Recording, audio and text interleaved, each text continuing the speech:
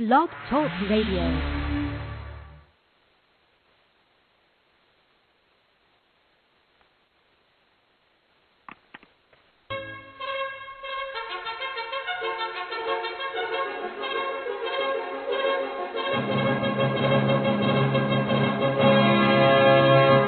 Basically. What the hell is that? I'm sorry.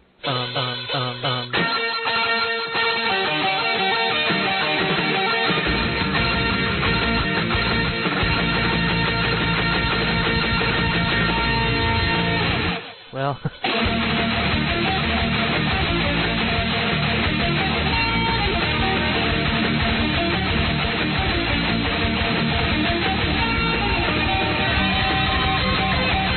Welcome to the Will and Thunder Show.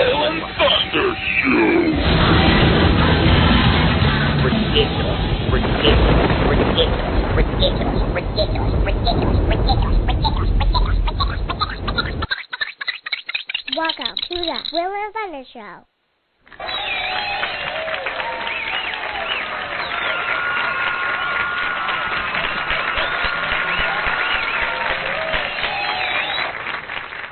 Well, thank you very much.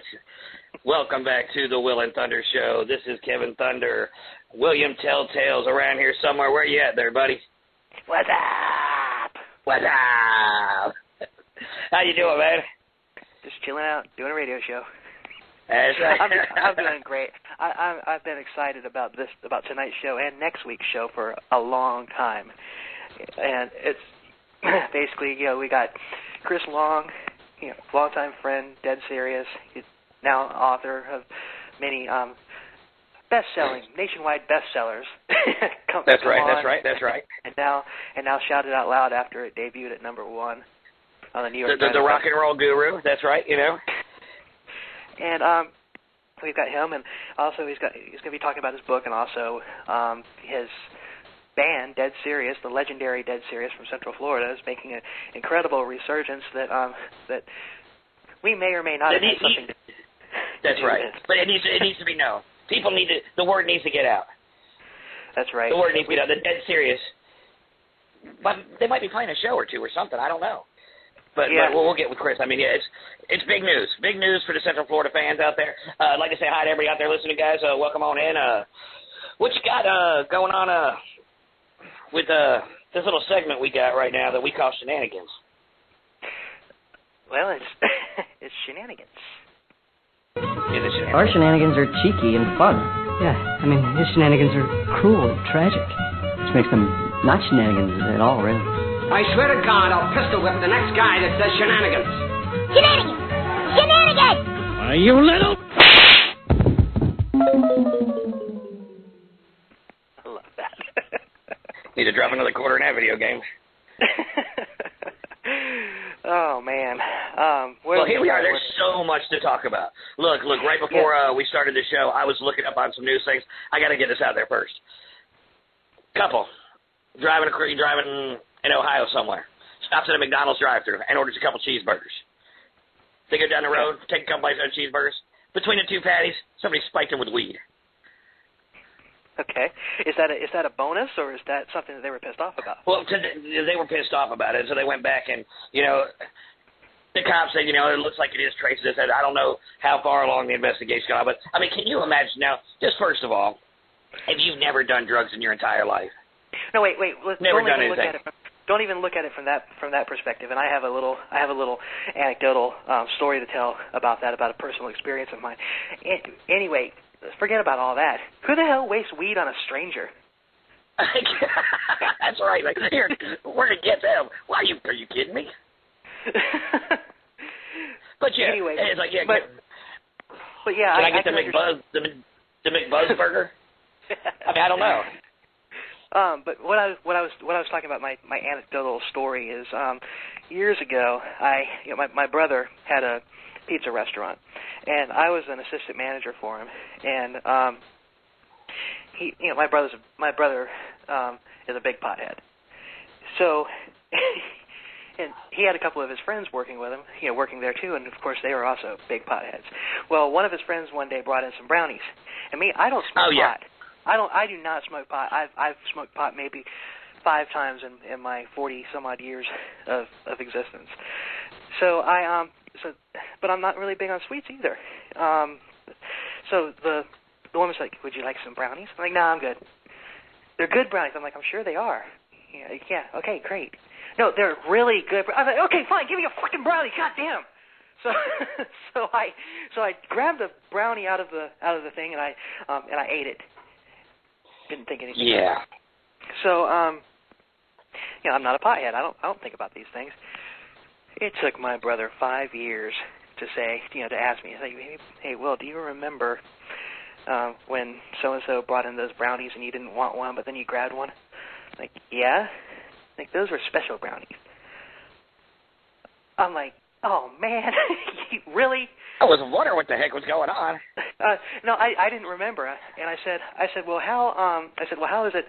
How was I performing the rest of the night?" Because I was driving for him that night, and he's like, "Well, you were just kind of in your own little world. Nobody said anything, and we're just glad you made it home and all that stuff, and we just kind of kept it quiet." I'm like, "Okay, you thanks a lot, bro." It'd be great to get pulled over that evening, It's like, "Oh, you know what, Bill, why don't you have the night off? Go ahead and go home, It's going to be all right. We're kind of slow tonight." No, we're going to let you drive. Yeah. And deliver pizzas for our company. Have fun with that one. But the funny thing is I had long hair at the time. That was when our band Madstone was really going strong.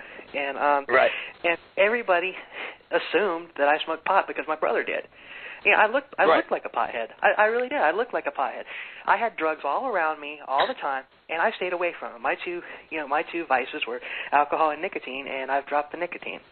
So right, I understand. Well, see, and on that aspect right there, that image thing of people thinking you're a pothead because of the way you look, I'm the same way. You know me as well. I mean, we hung out all the time, and that we didn't do that. I mean, it just wasn't our thing. We drank some beers. We jammed in a jam room and drank some beers. None of us smoked pot. Mm-mm. I mean, it wasn't our thing. But, I mean, still to this day, because I have a shaved head and a goatee and I've got tattoos, every time I get a new job, whenever you start hanging out with, you start hanging out with people, you have a couple beers, I'm like, "Oh, he's cool, man. Oh, you want to go smoke some weed?" No. Thanks anyway. Well, oh, you don't smoke? No. Well, my brother, when he finally 5 years later told me what happened, he said he's like, after you took a delivery out, I told her that you didn't smoke pot, and she's like, "What? Will doesn't smoke pot?" And he said, "No, he drinks like a fish, but he doesn't smoke pot." And she's like, "Oh my God, I'm sorry. What should we do?" And she's all flipping out and everything. Did she have the estrogen to come up and tell me? The decency. Yeah, that's the word I was looking for. They say, "Hey, I just gave you a spiked brownie." But anyway, luckily, it all turned out fine and everything. And I was just trying to talk about a couple cheeseburgers here. I didn't mean to go on a 20-minute spiel. You sure you don't have any of those brownies with you now? Man have mercy. Well, guys, welcome to the William Telltale Show. Today we're talking about brownies. We'll have a couple recipes at the end of the show for you if you want to, come and check it out. Just go to our website. We'll have them written down for you, all righty now. Goodness gracious. I'm sorry, but still, that was a story that I didn't mean to hide. I was just busting your balls. It's okay, don't worry. But that's all I was going to say. You can go to McDonald's now and get your cheeseburger fix. No, burgers are going to cost $10 now. So this isn't a story if you're in Colorado or Seattle or Washington State. No, they have vending machines there now. Yeah. Literally, they have vending machines. You go up with your little medical card, you zip your card, and then you zip your ID, and then you zip your credit card. Out the bottom falls out a brownie or a... No, you can go into a store and ask for a pack of Marlboro Greens in Colorado and Washington State. Hey now. Philip Morris started, because it's legal there. Philip Morris started making Marlboro Greens, and it's really, are they filtered? I don't know. That's a good question. A filtered joint? Like, what you got there? Doesn't it? Let me pack these. What the hell? Well, okay then. Filtered joint kind of defeats the purpose, though. Yeah, exactly. It's the most popular word of the 60s and 70s. Ear. That's right. Anyway, I guess that's enough about some marijuana.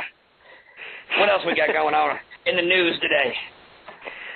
Do you remember that that little segment on the Saturday morning cartoon, In the News, where they have this little in the news, blah blah blah blah blah blah blah.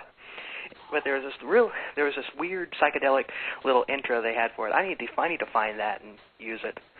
Yeah, that'd be awesome. But then again, none of our younger listeners would get it. I understand that. But it's a lot of that age group we're in right now. We're in our 40s, mid-40s. It's like that, especially at work now. I used to be the young guy. Now all of a sudden I'm the older guy, and I have kids, so I kind of keep up, with music and the things of the younger generation. I'm still attuned to it, but they have no idea of when we were kids, what was funny, right. What was cool. Saturday Night Live skits that were really funny compared to the dumb stuff they do now. Yeah, I mean you try to relive those things, and I'm like, oh yeah, you weren't born yet. Yeah, people would go online or on YouTube and watch the Christopher Walken's No More Cowbell skit. Well, I saw it live. Damn it. Yeah, and exactly. Well, that's like I saw this thing online, which is the funniest thing I've ever heard. Us being a music-based show, God love it, Paul McCartney. All right, he's awesome. He put this, it's one of those memes up there, and it shows Paul McCartney. He says, "Yep, my grandkids keep bragging how they're whipping my ass on Guitar Hero, and then I have to sit them down and remind them that I wrote the song in the first place." Yeah, I wrote a blog piece a couple weeks ago about Guitar Hero and how much it sucks. My blog, williamtelltale.blogspot.com. Cha-ching! But I mean, I used that meme in that blog. Oh, you did? Okay, you know what I'm talking about then. But yeah, all you guys out there, look, if you play Guitar Hero, you're not a musician. I just want to let you know that. You're a grown man playing with toys. That's what you are. Put on your big boy pants and go out to the pawn shop and get your guitar and learn how to strum on it. That's how you become a guitar player. You don't push red and green, yellow buttons. Well, I mean, unless there's red, green, yellow buttons on the body of the guitar, not the head or not the neck. Right. There's strings on a real guitar, buddy, not buttons. Yeah, well, there are sometimes there's buttons and switches, but. And you can go all the way up to the 24th fret too, not just the bottom 5 frets. I hate that. Although it does serve a purpose, though. I mean, I don't like it because the knuckleheads that play it think that they're actual musicians. But yeah. Well, you know what? But if Spinal Tap was remade, they'd have Guitar Hero in there, and they'd add an extra button. You'd say, "Yeah, my button's black." No one else has a black button. No one else, just me. It would be a black button, and it would also. It would also have something to do with the number 11. Absolutely, it'd be on the 11th fret. Yeah, you'd have your 5 buttons right. down there at the bottom of the neck. But then on the 11th fret, you would have the black button. They would play the solo for you. Right. So you wouldn't be a wanker.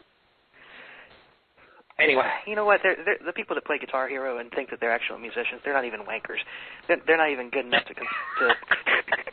That's right. You know what they level up to, in my opinion? Huh? The people that you see in the music store or the pawn shop that picks up a guitar and strums the little bit of strings above the nut to make the Friday 13th sound. Well, actually, those people usually have a little bit of talent. These people that play guitar. You know how you can tell if somebody picks up one of those Guitar Hero toys, and you know how you can tell if they're a good musician or not? If they suck at it. They'll fake playing it. Yeah, exactly. I can't do it. I've never tried it. I've tried it once or twice now. I mean, I'm not saying that I won't try it. I mean, I've just never had the opportunity to, and I would like to try it, and I'd like to be around a bunch of nerds who are really good at it, and when they hand it to me, I'll start playing it the way it's supposed to, or at least trying to. And they'll be like, "No, you're doing it wrong, man." No, I'm not. Hold on a second. Let me go get something. Let me show you how it's really done. Well, no, I don't want to plug it to a TV. There's a South Park episode about that where, Stan's father actually brings out a Les Paul and an amp and starts playing "Carry On My Wayward Son." They're like, "Not your lane, Dad. Go away." And he's got a freaking Gibson Les Paul. Nice. Anyway, we got to talk about all the talk last week. Yes, I think we're going the same direction here. First off, we have to touch on something, something that's very near and dear to my heart. And Casey Kasem is missing, and he's really old, and he's got advanced Parkinson's, and he's missing. And we hope that that they find him safe and sound.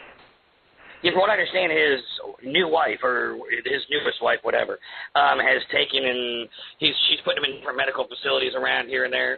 And actually, his daughter has custodial rights to him right now, to look over him and take care of him. Right. So this is kind of a big thing. And, I really haven't, we haven't heard much about Casey Kasem in a long time, No, for years. He's one of these people like Dick Clark that you just assume would live forever. That's right. I mean, because he was Shaggy back in the '60s on Scooby-Doo, and I'm sure he had that's a funny thing that. Oh yeah, well you remember him with doing the radio thing and the music countdown, stuff like that. Top 40. He would sit there. He'd be like, now it's time for the long distance dedication. He sounded pretty. That was pretty close right there. That was actually pretty close. Or what was even worse? Well, I mean, it wasn't bad. I mean, it was cheesy looking. No, I mean, of his time, it was good. And here's some reader mail. Dear Casey. Yeah, What was? It was like rock and roll. Dear Abby. What was Tom? I really love the song "Refugee" by Tom Petty. How did he get that? I mean, and then how did that song come to be? And he just come up with some freaking, whacked out story about something inconsequential. Like, well, lots of prayers out to Well, it goes like this. Mary from Seattle. Tom Petty was driving down the highway one day, and he's walking down the boulevard. Well, my scenario involves a car. He was driving down the highway one day, and he came to an intersection that he needed to turn right on, and he switched his turn signal to turn right, and the turn signal had a beat, and that beat later became "Refugee." But the funny thing is, I saw a post online the other day, and it showed the flip switch on a floorboard of a car. And at our age, you remember having your bright lights on the floor. And my wife comes in and goes, "Oh, you remember these?" I'm like, "Yeah." When you show that to a kid nowadays, that's like the kids will also never understand the sound of a real blinker. Now it's like, back then it was like click, clock, click, clock, click, clock, click, clock. Look, oh man. It sounded like you were beating on an empty beer can with a drumstick. Man, look, I swear to you, it was like you had an Oompa Loompa under the hood with a hammer. I'm like, this is crazy. But yeah, I mean, they won't know those things. Like, they won't know what a phone booth is. I mean, me and you as kids, man, we'd be out riding bikes, doing whatever we want to do, or, out in the car driving, and parents would like, all right, call us at 8 o'clock. And we have to seriously go, all right, where's the phone booth? Find a payphone. Yep. That was before the cell phone era. Us kids will never see that. You can pull into a rest stop in the middle of, like, Utah. With the resurgence of Doctor Who, with the police box and everything, these younger people and everything, if they see a picture of a phone booth, they're like, "Dude, is that the TARDIS, man?" Oh, it's a time machine. It's a time machine. I'm like, no, it's a phone booth. Superman changes there. Superman changes there. That's a phone booth. We're not in England, Doctor. What? Get out of here. Go drink some tea and eat a crumpet or something. That's Superman's changing room right there. It's where you call your mom. Come on now. But yeah, I mean, you can pull into a rest stop in the middle of nowhere in Utah, and there'd be an old payphone there, and my kids would be like, "Is that a video game? It's got a quarter slot." Get out! Just shut up right now and get away from me. Just go right now. You can't handle it. And that's in the transition I'm in right now. It is hitting the 40 mark and all of those things. And you never think you're going to be your parent. You're never thinking that like, "Oh yeah." You didn't know one how day bad you we wake up had and it. you're your parents. And I am. I'm looking back and I'm like, dang, how did I become my dad? What's going on here? And here we are. As a matter of fact, one of the worst things in the world happened to me the other day at work. people I hang out with and talk with and have fun with at work, we're talking about age and stuff. And I'm like, yeah, I'm 41. And this girl's like, oh, I didn't realize you were that old. I'm like, thanks, I appreciate that. That kind of hurt, but okay. And she's like, oh, I was born in 1992. I'm like, no, I graduated high school in 1991. She's like, oh, you're old enough to be my dad. I just shut up and walk away from me. One time when I was living in Chattanooga, I was working at a camera store, and there was this 19-20-year-old girl that was working there and everything, and I was had a pretty good working relationship with her. I mean, we joked back and forth and everything, and then one day she's, I said something funny, and she just, and at the time I'm still like 35 years old, 34, 35, something like that, right. And all of a sudden she breaks out like, you're so funny. You remind me of my dad. I'm like, you fucking, I hate you. Exactly. Don't ever talk to me. It hits you. That's right. It's like, thanks. That really, and the other thing is, as a bartender. Oh, I told my mom about it. I told my mom about it later that night, and she just laughed. And she, oh man, I don't think she ever laughed that hard in her life. And that's it. And it's like, you kind of, I'm standing back like, look, when did all this happen? It was like a blink of an eye. Now watching my kids growing so fast, and I understand, but damn, it was like. Well, my 4-year-old daughter knows how to use the computer, find whatever the hell she's looking for on YouTube. 4 years old. 4 years old, I was eating dirt. Oh, yes. Exactly. Literally. Things have changed that much, technologically wise. You're right. And just to look back at our lives back then, it's just funny because, anyway, these kids aren't going to see these things. And, when you're trying to explain it to them, they look at you like you looked at your parents. Like, I'm trying to show my kids. We stream with Netflix. We stream with Netflix. We don't have cable here. Right. We stream with Netflix and stuff like that. Well, my daughter knows how to say, hey, pause that for me. And so she'll run up there, she'll pause it, and then she's like, let me know when you want to start the game, Daddy. Well, the thing is, what? When we were kids, if you had to go to the bathroom during a movie that was on TV, you're missing a movie. Exactly. The kids don't know. They don't know that pain anymore. And then on top of that, you remember, we had like 4 channels. Yep. Unless you went to the UHF where you had to turn the dial 99 times. Oh, yeah, exactly. It's like, sound like a machine gun. And you try to explain this to the kids, and then when you're explaining this to the kids, you kind of hear in the background your parents saying, oh, yeah, you remember this? Oh, this is how we used to have to do this. We had to do this. And you're like, no, I'm never going to be like that. I am doing it right now. What am I doing? You never have to worry about the UHF. You're good, all right? Anyway, we're going on tangents. Wow. Yeah, but I do want to. We've got 5 minutes to hash out this topic, we just kind of have to do it. Yes. NFL draft. Johnny Manziel. He fell and finally they picked him up. The Browns. I feel sorry for Blake Bortles. I wish Johnny Manziel had gone to Jacksonville. Blake Bortles is like probably the best quarterback in the draft, and he's got stuck in Jacksonville, like the worst franchise ever known to man. Right. Poor guy. Now, but what we need to talk about. One thing with Johnny Manziel, though, real quick, hold on one second. Johnny Manziel. Funny thing about Johnny Manziel, he played for Texas A&M. Has the big T on there in the A&M, right? He does the money symbol because they were trying to bust him about that. Mm-hmm. Greatest thing ever. Johnny Manziel said, yeah, I got money. What do you think the ATM on the side of the helmet means? That's awesome. I hadn't heard that. Rock on, Johnny. Rock on, Johnny. Maybe I have a little bit more respect for him. I still think he's going to be a bust, though. He probably will be, but we'll see what happens. But the elephant in the room here is Michael Sam. Yeah, and we're going to go there. And you know what? I'm not a homophobe. I could care less what gay people do. But when they showed that clip of him and his boyfriend, making out when he got picked by the St. Louis Rams, it was just, it was nauseating. And, I understand what you're saying here, but here, let me say my piece real quick. Okay, look, if it had been just a hug and a quick kiss, I didn't see it. From what I understand, I guess it was a little more than just a little peck or whatever. But he has every right to do that, just like every other player has a right to kiss their mom or their girlfriend or their wife. Sure.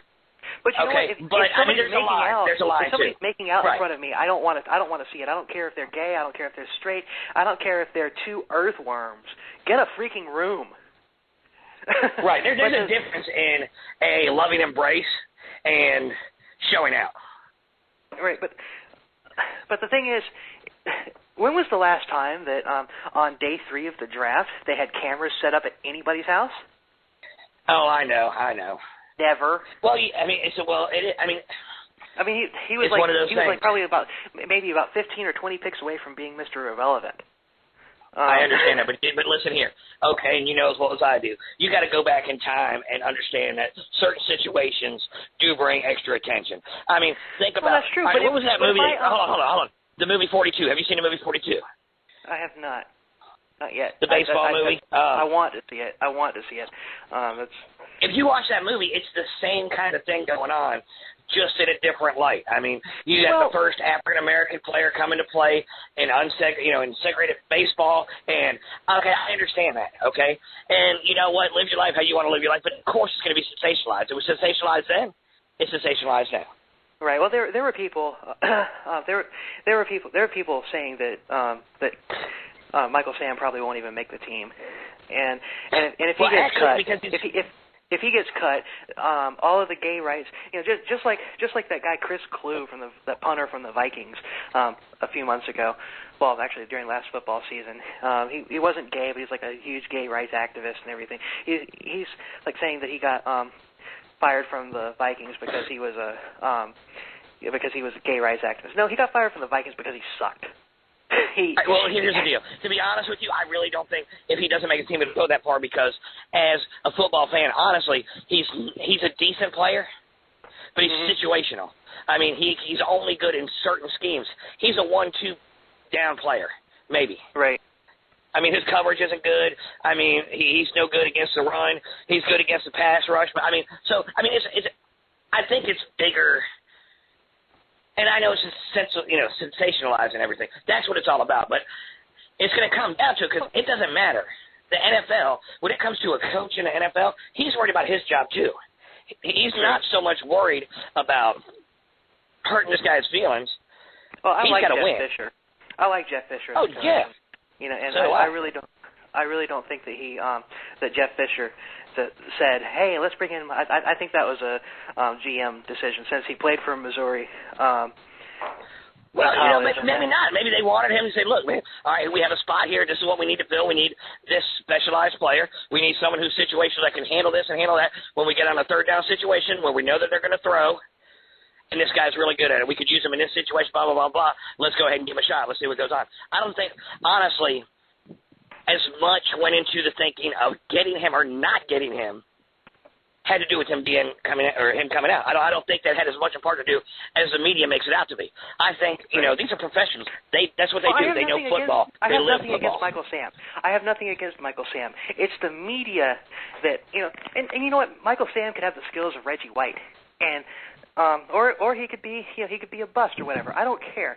I judge a man on his merit and how good he is at what he does, right, and his personality.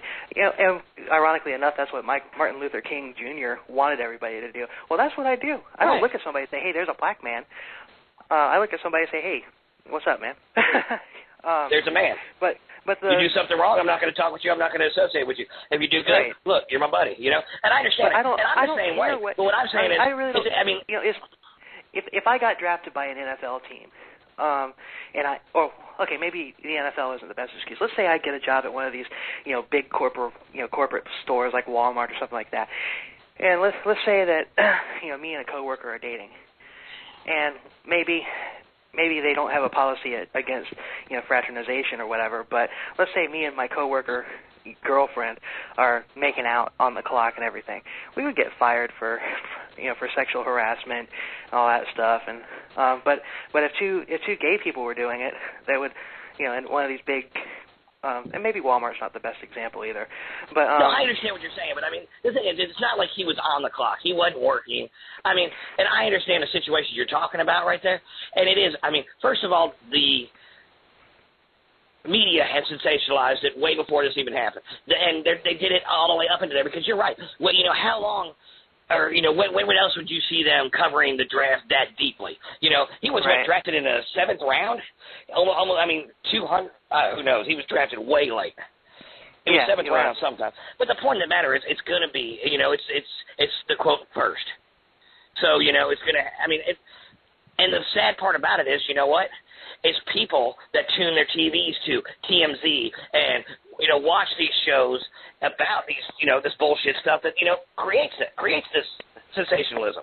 Oh yeah, you know, and that's what I have a problem with. I don't, you know, some people might call me a homophobe because I'm talking out against this. No, I have nothing against, you know, gay people. Do whatever, you know, just don't shove it in my face. Don't, you know, I mean, I don't care. I don't care, and you know, and for ESPN to go all out like they did was, you know, it was stupid.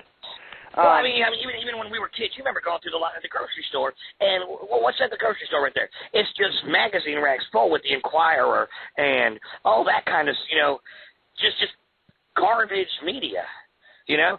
I mean, and now they have publications that look like real magazines, like, you know, Us Weekly or whatever, you know, those magazines that are up other. It's not so much, you know, just the Inquirer anymore. They have magazines that look like real magazines. But it's the same thing. It's just bull crap. Oh, this person's getting divorced. This celebrity ate their mom. Or, you know, some of them, I mean, that's how outrageous it is. The celebrity ate their mom. Let's end this on that note, and let's go ahead and play some Dead Serios because our guest has arrived. Let's rock out with some Dead Serios. Absolutely. Absolutely. The song we're going to kick it off with is a classic from the legendary band from Central Florida. I'm going to try and do this in a Casey Kasem voice. Go ahead. Look, I would die if you get it right. Go ahead. Yeah, me too. Welcome back to the countdown. Next, we have a great band, Dead Serios, the legendary rockers from Central Florida. Okay, I'm killing it. Anyway, you die. But anyway, this is Who's on Oprah by the legendary Dead Serios, and when we come back, we'll have him on the air with us.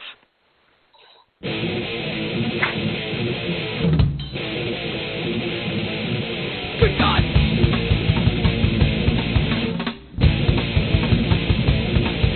When things are slow and I'm feeling low and I've got no place to go, I tune in Oprah on TV. She's my favorite host. She's got Dr. Williams. He tells it like it is. Said she lost 100 pounds. How to fix this is. Yeah.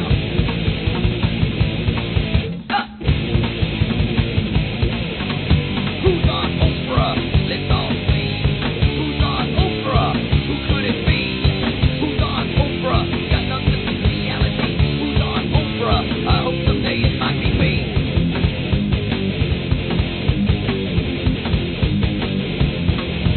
She helps your wife lead a better life with the help of expert guests. That chick's clever and so do I, but I punched her last success. She helps mommy, daddy, no problem, she can be. Got her name tattooed right on my butt, the credit to her race. Yeah. Huh. Who's on Oprah? Let's all see. Who's on Oprah? Who could it be? Who's on Oprah? Got nothing to reality. Who's on Oprah? I hope someday it might be me.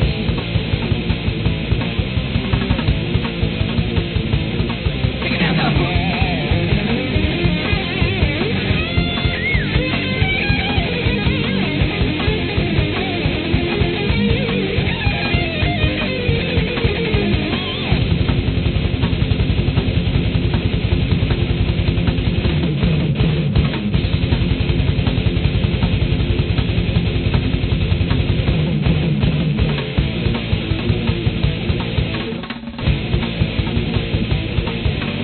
Who's on Oprah? Let's all see. Who's on Oprah? Who could it be? Who's on Oprah? Got nothing to reality. Who's on Oprah? I hope someday it might be me.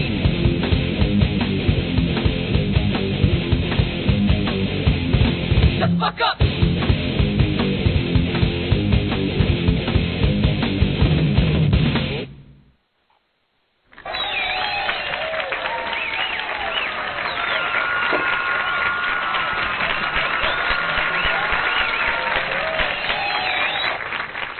All right, welcome back to the Wool and Thunder Show. That was the legendary Dead Serios, featuring our guest Chris Long on vocals, and he's here with us right now. What's going on, man? I'm just honored to finally have had Casey Kasem intro one of my songs. It's been a long time coming. It's been a long time coming. Yeah, I closed my eyes. I thought it was the real deal for a second. So kudos on that. So I should have kept going, huh? Yeah. Oh, absolutely. You had me riveted. Well, as long as we can fulfill a dream of yours, it's the least we can do for all that you've done for us, Chris. Sure. Hey, I just want to say your boy Brian did a tremendous job last week, and I do have to admit that I'm happy that Thunder's back this week. Well, thank you very much. I'm glad to be back. Yeah, you're one of those guys. We talk about you when you're around, but we really miss you once you leave the room. I understand that. I would have it no other way. I'd have it no other way. So, Chris, have to ask. Go ahead. I was doing some show prep last night. I was looking around, and I actually found another version of Who's on Oprah. Really? And I don't know if this was like an alternate reality or something like that. I don't know what it was, but do you want to hear it? I'm dying to hear this. All right, here we go. I am too.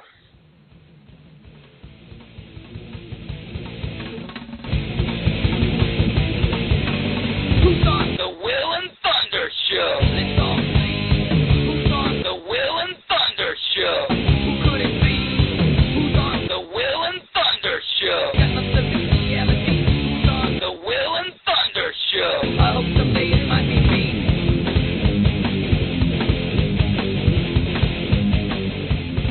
The fuck up.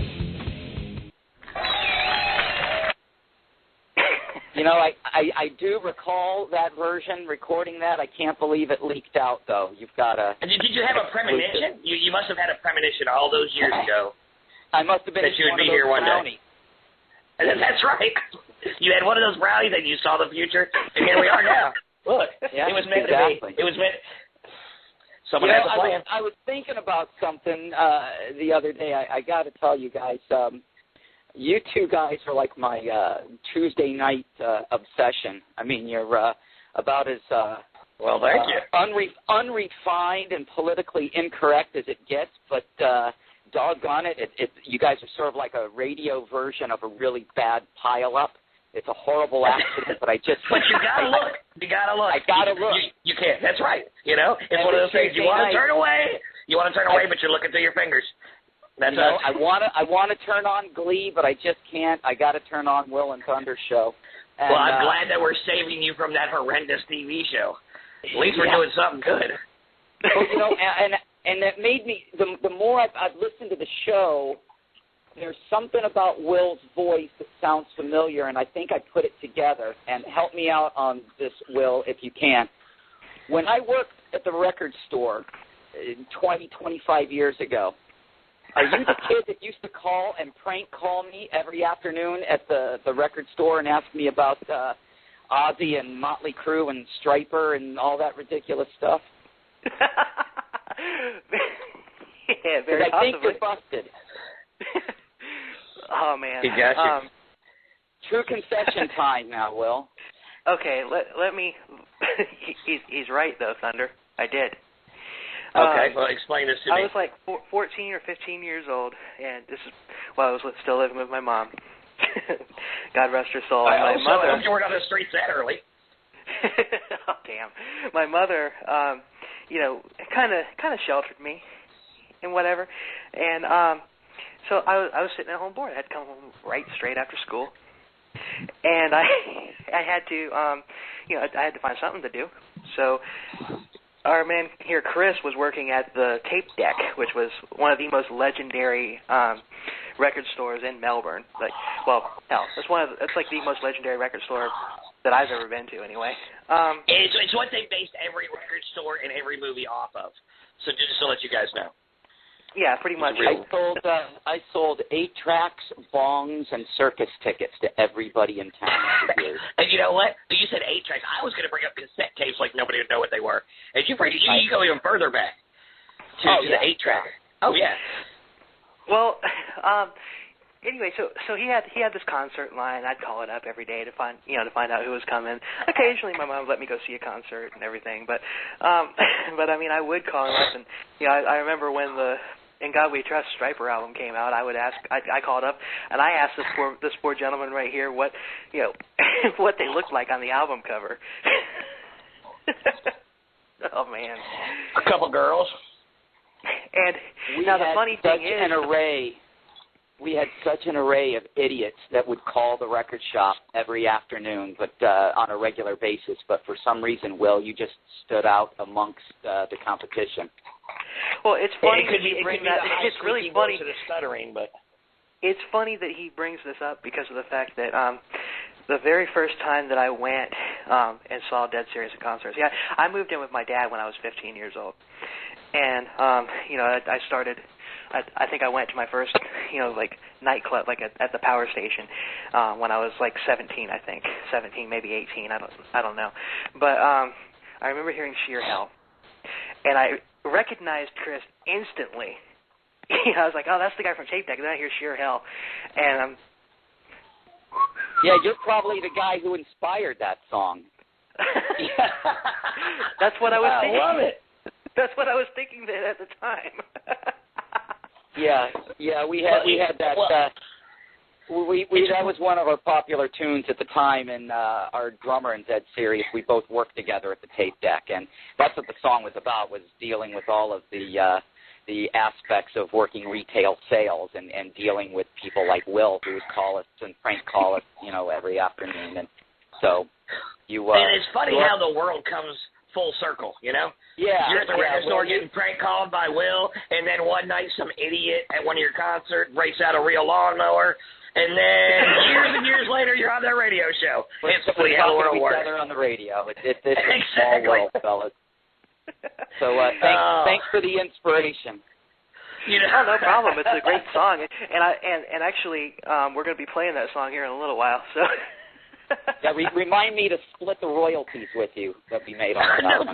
No problem. Okay, so what's that? Is it going to be about $1.50? I'm going to put a check for 4 cents in the mail to you. I'll PayPal you 4 cents tonight. Yeah, okay, I'll be sure to go to Walmart and pick that up. I'll pick that up on my card.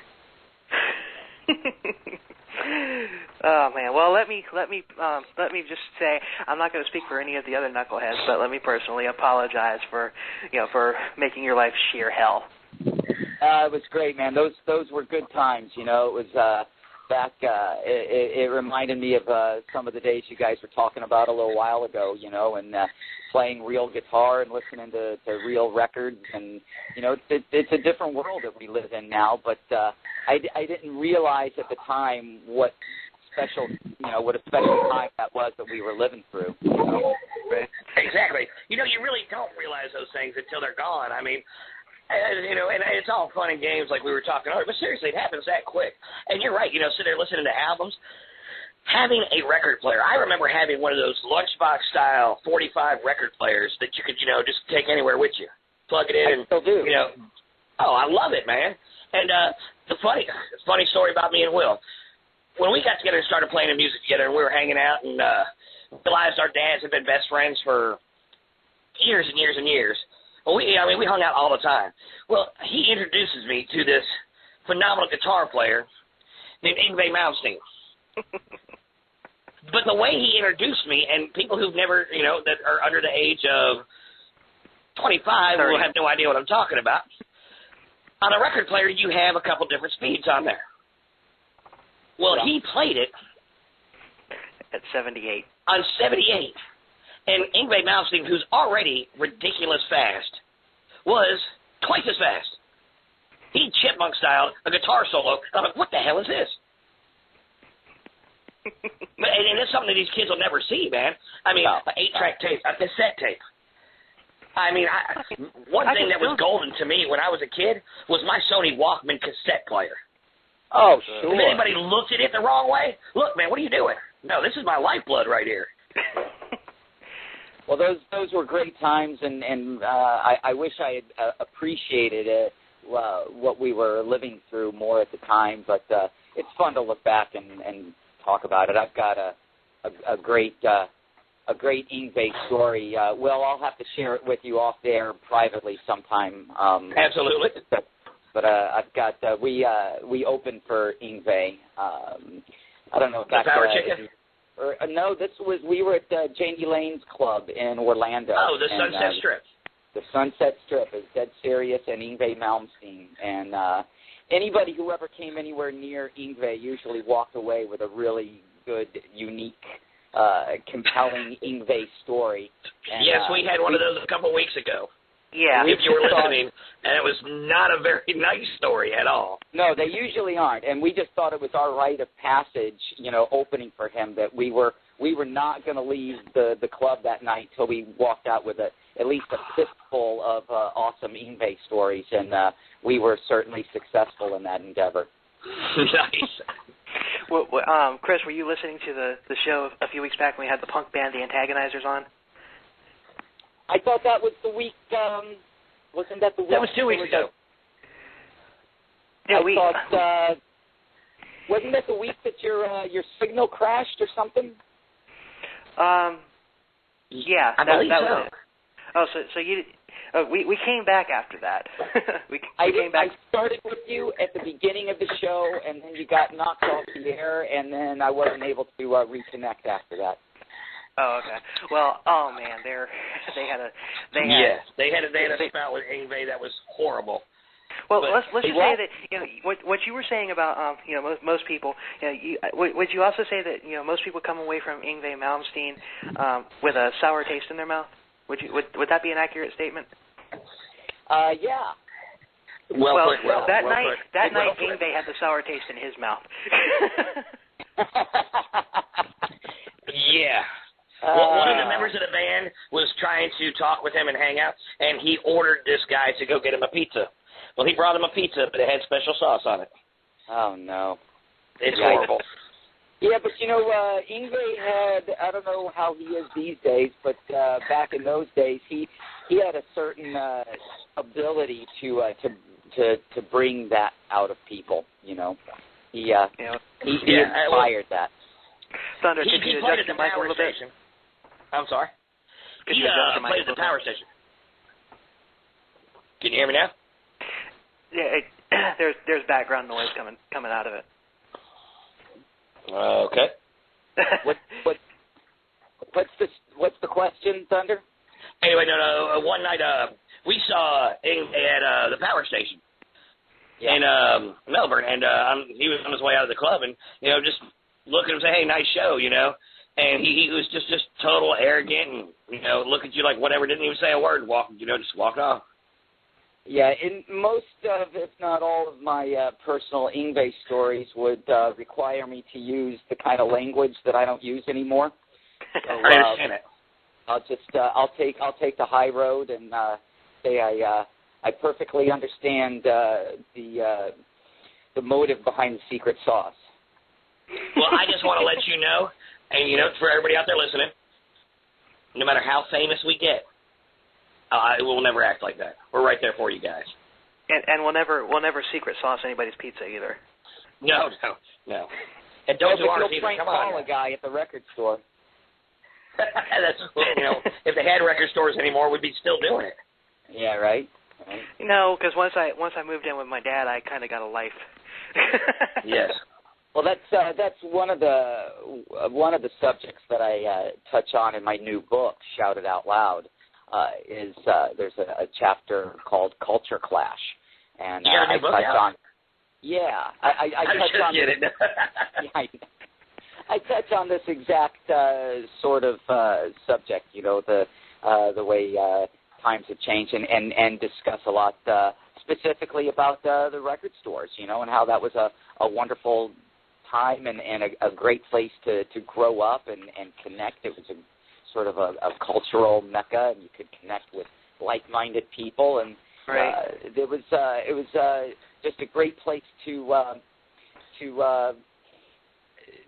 meet people that you could relate to, and so on. And we kind of missed them today, Exactly, which, there was such a sad attempt to try and recreate it with that FYI kind of atmosphere, which, FYE. FYE, whatever it is. FYI, for your information. My bad. But yeah, I mean, they try to kind of resurge that whole kind of feeling thing, but it's just not the same. Right. It's not a hole in the wall hometown record store. You know, it's not your buddy. That's why FYE is to a real record store what Taco Bell is to a real Mexican restaurant. You know, absolutely. It's. I mean, you used to be able to go into the real record stores, the independently owned record stores, which back in the day the majority of them were. They were responsible for getting the local music out. You know, they weren't really responsible for it. They just did it because that college radio, which you don't see anymore either. I mean, right. Well, you do. It's just we've all three turned into our fathers. I hate it. That's some compelling, edgy radio we got going on here right now. Exactly. I can hear the kids tuning out at a deafening pace. Well, do you hear my hover round charging up right now? I hope the humming isn't too loud from this battery charger. You know, I'm gonna have to get back into the house somehow. Well, you know, you gotta know what to expect from a radio show that starts out with Spinal Tap references at the top of the show. Exactly. Well, you know what? That's who we are, and we love it. And that's why I tune into you guys. That's why I tune in. Actually, a few weeks back we had this band on called Switchblade Serenade, and they were like 18, and 21, and they knew all about Spinal Tap. They knew all about like Guns N' Roses, and they. Yes. I mean, they were incredible. Humanity again. I heard that show. That was the day I received the copy of the new Paul Stanley book, and so I spent the night reading my Paul Stanley book and listening to that particular show. Those guys were great. Yeah, they were great guests. They were, they were on. I mean, they sounded like they had been doing it for years, and they're just, But Will, it's kind of humbling right now. As much praise as Chris you give us, man, I really appreciate that, because I remember the times where it was the verses right there. I mean, you were my secret indulgence. I loved going to see Dead Serious. I mean, when you guys were playing at the pub in Cocoa Beach, or you were playing, there was nothing secret about it. Like, hey, we're going to go see Dead Serious. You want to come? But you know what I mean? I mean, that was what I mean. You guys were that good and that much fun to go see and entertaining. And for you to find us that entertaining and throw it out there, I really, truly appreciate that. Well, the difference is Dead Serious was calculated, and you two just don't know any better. No, we don't. The worst out of the situation is we don't care. I mean, we just go, all right, look here. I call him at 7 o'clock or 8 o'clock, like, what are we talking about tonight? I have no idea. Here's our guest. Have fun with it. And we do. We have fun with it. There's a lot more honest integrity in what you guys are doing, I'll tell you that. Well, you see, last week Thunder called me about 8 o'clock, and he says, "Dad, I don't think I'm going to be able to do the show tonight. Could you get somebody?" Wait a second, stop. How did he say it? Well, basically, I don't think I'm going to be able to do the show tonight. You deepen your voice more. You got to deepen your voice, make it more scratchy. Okay, hold on. You got to sound like the guy from the show tonight. You may have a second career, Will, out in Vegas. You can do warm up for Rich Little. And nobody knows who Rich Little is anymore. God, I love him. I think impersonators. I think that's a lost art. Yeah, along with Spinal Tap, let's get into a deep dialogue on Rich Little tonight.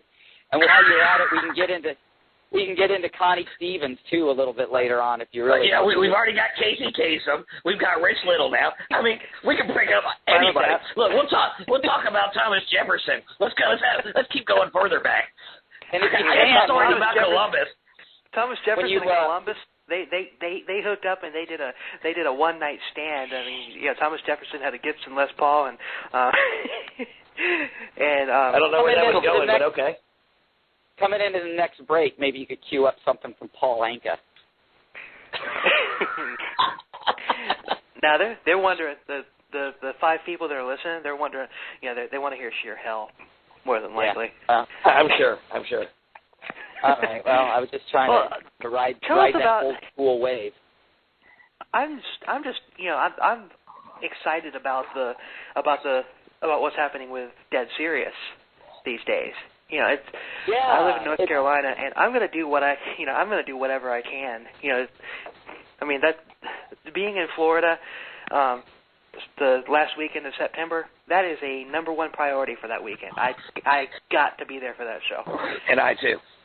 The last few months in the Dead Serious world has been pretty crazy. You know, I mean, I started the band in the mid '80s, and we rode that wave for as long as we could. And guys like you would come out and see us and support us, and all sorts of crazy stories. You know, and playing with Yngwie and all these different national acts that we toured with and performed with, and we rode that wave. You know, and then probably the last 15 years or so. We've all moved on to other things, and we'll get together maybe once a year, once every other year or so, and do a little reunion show. And we haven't played. It's under. Will you check your mic, please? Somebody being strangled? That's what it sounded like. And at this point, we've. I was content to just let it go. You know, we haven't played live in probably 3 years. You know, it's just time to put that to rest. And then out of the clear blue, over this past holiday season, I was approached by a couple of producers out of Cocoa Beach who were young guys who used to come to our matinee shows back in the day, and now they're grown up and they've got an indie record label called Ghoul Tone Records. And they invited me to Starbucks for coffee and pitched me with this idea. They wanted to do a Dead Serious tribute album. And I said, well, heck, this has got disaster just written all over it, you know. And next thing I knew, stuff was popping up on Facebook, and bands, local bands, regional bands, even national guys were like popping out of the woodwork wanting to get in on this Dead Serious tribute album, which just it blew my mind. And so then I spoke with the guys at this record label, and I said, well, let's hold off till after the first of the year. Let's put it out January 2015, and that'll coincide with our 30th anniversary. Well, then next thing I know, the phone starts ringing, and with major venues in the area that are interested in bringing us in to do a 30th anniversary show. So we're talking about a band going from basically being snatched from the jaws of retirement a couple of months ago to having an upcoming tribute album, and we got venues vying to get us for the 30th anniversary concert, and these are large, like small arenas, you know. And before we could even get that far, we were contacted about a week ago or so to perform at a local festival, a 3-day festival here in Melbourne in September called 80s in the Park. And all the big guys from our era are there. You know, you got Faster Pussycat, you got Rat, you got L.A. Guns, you got Great White, all these huge 80s arena bands, and they call up Dead Serious and say, hey, you know, we want to get you guys in on it. So, right, we want you. So it's going to be pretty crazy. That last weekend of September, Melbourne, Florida, at Wickham Park, we're playing the first of 3 nights, and it's going to be Enough's Enough, Faster Pussycat, Great White, and Dead Serious, all together on the main stage. And, you know, that'll put us in front of a local audience of several thousand, and then it's being transmitted as a closed-circuit broadcast that'll put us on a global stage as well. Is WME? Is WME doing that? I know they are part of it. They play a huge role in what's going on with indie music right now. Who all is signed on, I'm not exactly sure. But WME is a huge a huge co-conspirator here. I know that. And then it's also being shot for a home DVD. So just all this crazy... Oh, so you can buy the DVD also? Yeah. So it's just that's amazing. Crazy stuff that's happening for us right now, you know. And I certainly didn't see it coming. Well, you see, a few months ago, we had Joe Del Corvo, former bass player of Dead Serios, on the show. He still is the bass player for Dead Serios. The bass player of Dead Serios. Don't say former. They're still together. They're alive and kicking now. Well, at the time, it was the former. At the time, it was the former. Yeah, a couple of months ago, we were all former members. Exactly. That's where I was going with that. And we got talking about there's got to be... Hey, Will. Yeah. I'm just playing with you, dude. I'm just playing with you. Okay. Sorry, keep going. Well... Thunder. Yes. Do you ever notice Will tends to get really serious sometimes? I understand that. That's why I'm here. That's why I'm here. Yeah. I'm not the comedy. I'm the one who gets to play the dumbass role and the comedy role and trying to lighten things up a little bit here. Not the dumbass. All right, I'm sorry, Will. No. Anyway, you had Joe Del Corvo on the show. So tell us your story, Tell us your story, Will. We're sorry. We won't interrupt this time. I know I was there. You don't have to tell me that. Anyway, Here's that serious side again. So you were talking to this guy, Joe Del Corvo. Do you think so? All right, tough guy. You better pack a lunch. As we were saying, Joe Del Corvo, and you were talking. The once former member of Dead Serios. At the end of the show, or toward the end of the show, Joe was talking seriously. It's like, we've got to get this Dead Serious reunion going and everything. So I'm wondering how much of a part the Will and Thunder show played in the resurgence of Dead Serious. Of course, it was everything. They already wrote a song about us before it happened. That's right. I forgot. And if you're not careful, we might write a new one about you, too. Oh, my goodness. See what you've done now? See what you've done? That's what I tell my kids. See what you did? That's what you did. That's your fault. Thanks. Daddy's got to clean that up. Daddy's got to clean that up now. See what you did? All right, thanks, Will. I appreciate that. In all honesty, fellas, you guys actually do play a pretty big part in this.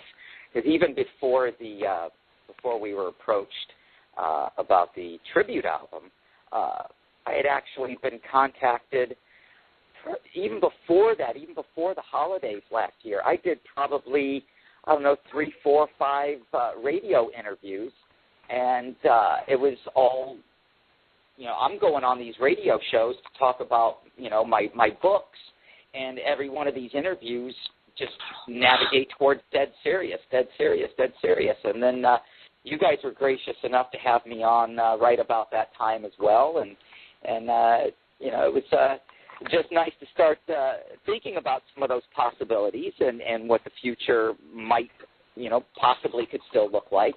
And next thing I know, it's just exploding. So, yeah, you guys were definitely a catalyst in that. Well, on the other aspect right here, talk about your new book real quick. Before we... I've only got it to... Mr. Okay. God. We brought the man on here to talk. Just give me a second here. I understand that. Just give me a second. Now, I have a question here. Now, I've only read a few pages of your new book so far. I got it today, and I've been starting to read it. And, to be honest with you, the intro with the guy that you went on the book signing with. Yeah. And it was that right there has gotten me to the point now where I know I'm not going to go to sleep tonight till I read the entire book. Oh, good. Yeah, I've got my new book. It just came out today, as a matter of fact, just released as a Kindle title on Amazon. It's called Shout It Out Loud, and it is the sequel to my 2012 book, Come On, which we discussed last time I was on the show. And is there a dog that needs to be shot in the back? Yes, hold on. Look, give me one. I'm in transition of moving house to house right now, and yes, one of my dogs is going crazy in the background. I'm gonna mute this for a second. Chris, carry on. I'm sorry to do this, and I'm gonna handle this, and I'll be right back, guys. Only on the Will and Thunder show. Only on the Will and Thunder show do we have a dog in the background going crazy. Yes. That and the porno, or that and Jane's Addiction's on. I think that's what's going on. Actually, what I'm doing is I'm creating a new video for Ben Coststealing, and that's the dog I'm using right there. All right. So let me go record this real quick, and I'll be right back. All right. I'll be back in 2 seconds. We have a caller on the line. Okay. Gonna go ahead and bring him on, her, him, whatever. Caller, go. Come on in. What's phone number? It's a 321 area code. Casey Kasem? 321 what? Calling us tonight? Well. Do what? Hello? I just muted him. We'll try back again. Let's go ahead. You go ahead and why don't we play another Dead Serious song and then I'm gonna deal with the dog. We're gonna play a Dead Serious song and whoever's on hold, you want to talk, push 1. We'll be right back with you. Yeah, we'll be right back. And right now, I'm gonna go pretend to be. I'm gonna go get off this phone. I'm gonna call Caesar, that guy, the dog whisperer. Get this taken care of. All right. All right, we'll be right back on the Will and Thunder Show. This is Sheer Hell, the song that we were talking about earlier that Chris outed me on about something from my past. Hey, what I'm going through right now.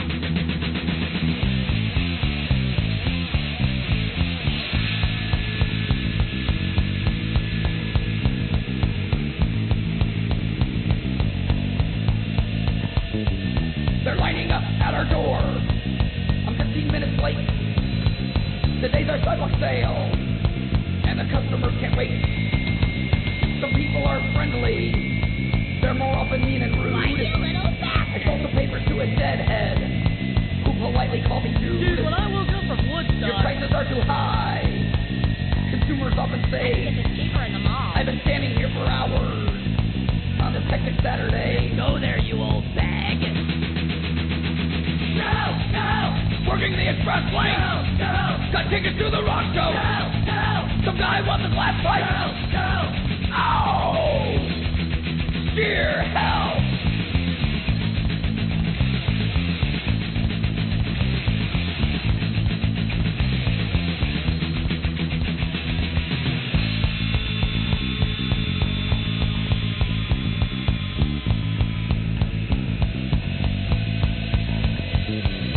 Bitchy old lady make me want to scream, and the guy who wants a refund is gonna cause a scene. I'm gonna kick your ass all over the store. People are so lazy, they only shop while they're at home. You have any air supply in We get all the stupid questions on our business telephone. Hello, Erect Records. If things are better someplace else, like all the shoppers say, Man, it's not like this on the home. let's get their butts to Wally World and do it right away. Get the hell out! No! Working the express lane. No! Got tickets to the rock show. No! Some guy wants a glass pipe. No! Oh! Sheer hell! I'm sorry, sir. No exchanges without your receipt. And the manager's not here right now, so we can't give you a refund. But even if he was, even he would tell you to have a nice day.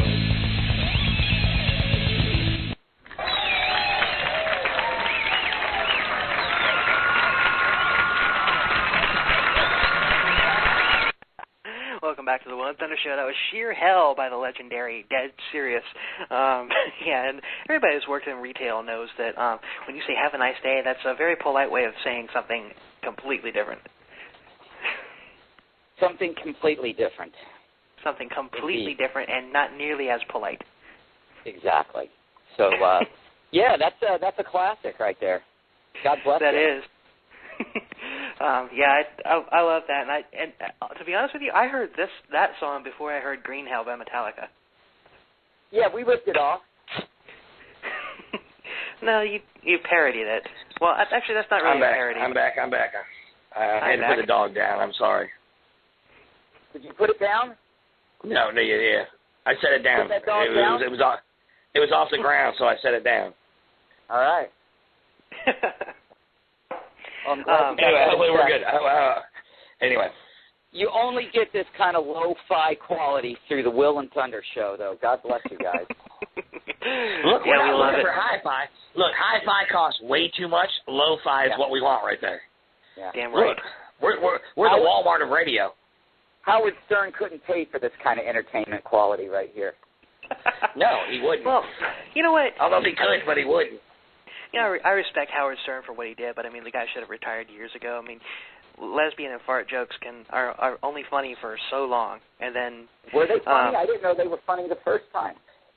Well, they might have been funny for about the very first time you heard it when you were maybe 15 or 16 or so. Yeah, 15 or 16, Fart Man was cool, but you get about 17, you're like, really? Okay. But he made a living at it. He's doing well. Is Howard Stern still on the air? He's on Sirius. Yeah, he's still on the air. And on top of that, he's a judge on one of these talent shows. Oh, that's right. He is. He's like an American Idol or something. I had TV disconnected from my house 5 years ago, so I couldn't tell you the names of 3 TV shows right now. If you put Thunder's gun to my head, I couldn't tell you what's on TV. Well, you're not missing much. Exactly. No, you're not really. That's my point. That's what kind of brought me to that.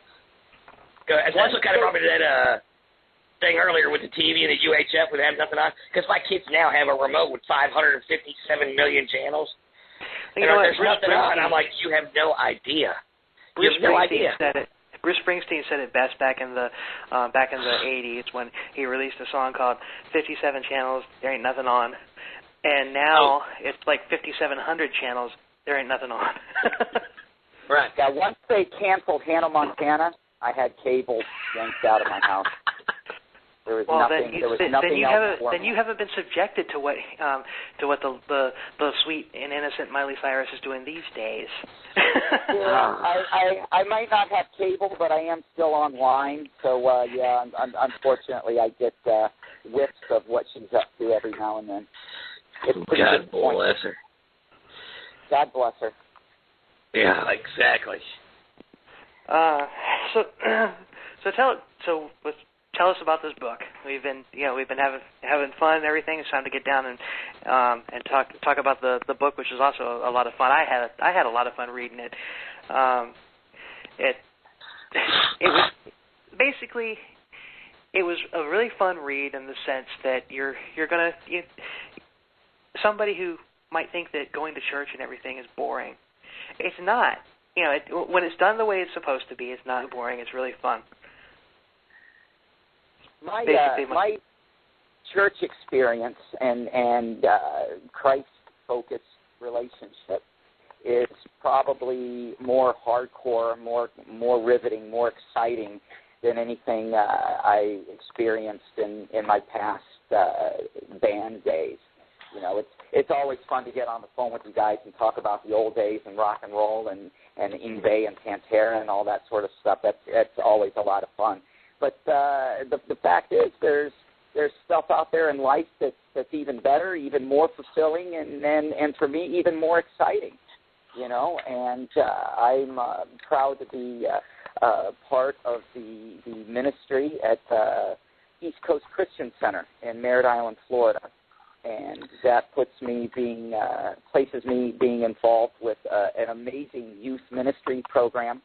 So at almost 52 now, my best friends in the world are 14, 15, 16-year-old kids from the church who definitely keep me young. And we go on trips together. We go on camping adventures together. And it's a riot. And we both have things that we bring to those relationships, and it makes for some compelling stories, which I recount many of those in the new book. It's almost like a rebirth of my youth, hanging out with the kids at church, and from a musical standpoint at East Coast.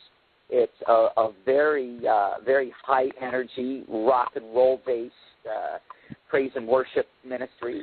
Some of the best, most talented hardcore rock musicians I've ever had the privilege to be connected to over the years are people that are in the live music praise and worship groups at East Coast Christian Center, and it's great music with a great message and great people and great young people who are extremely talented, and it's almost like I've been given a second chance at life, but this time I have the chance to get it right, and through the power and through my relationship with Jesus Christ, I'm able to get it right this time.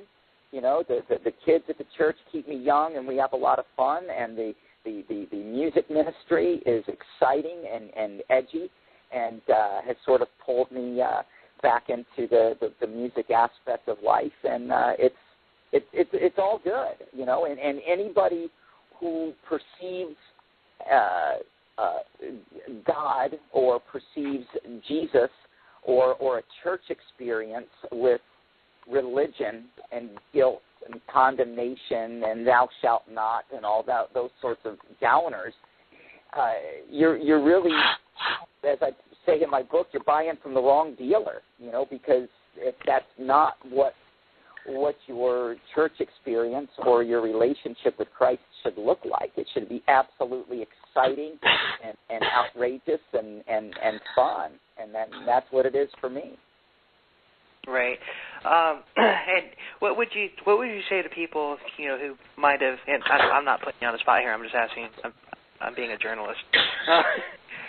What would you say to people who might have read like Come On, or maybe, you know, maybe knew you back in the day, and you know, they like, okay, so Chris Long has turned over a new leaf and everything, so all of a sudden Dead Serios is making a resurgence, so you're going back to that. And I know the truth. I read the book and I know your answer, but tell people who might not know what the answer is. Well, actually, I'm really glad that you brought that up, because it's a very valid point, and I also talk about this a lot in the new book, Shout It Out Loud, and it's not the job that defines your testimony. It's your conduct while you're doing your job. You know, in addition to writing books and being involved in the entertainment business and so on, and being involved in Christian ministry, believe it or not, I'm also still a nightclub DJ. And that, if I handle myself differently in that context, that makes it okay. If I go into that situation conducting myself the same way that I used to, well, that contradicts my testimony. But if I go into that situation, if I go into a nightclub situation or a Dead Serious gig, presenting myself as who I am now and remaining true to my Christian testimony, well, then that's just a great opportunity in which to connect to people in the world, you know.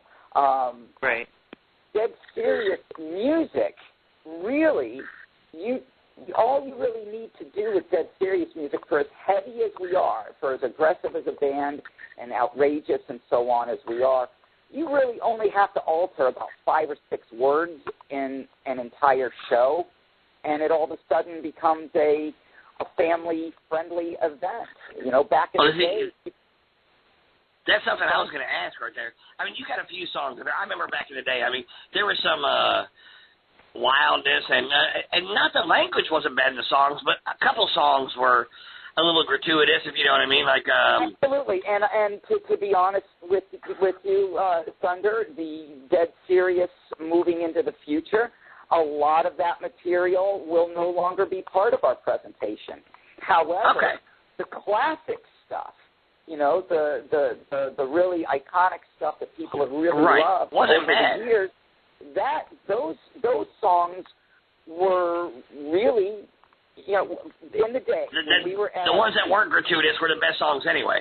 You know, Lawn Care Studs, you know, No more Pipe for Potato Head. I mean, which is the most iconic, greatest song ever.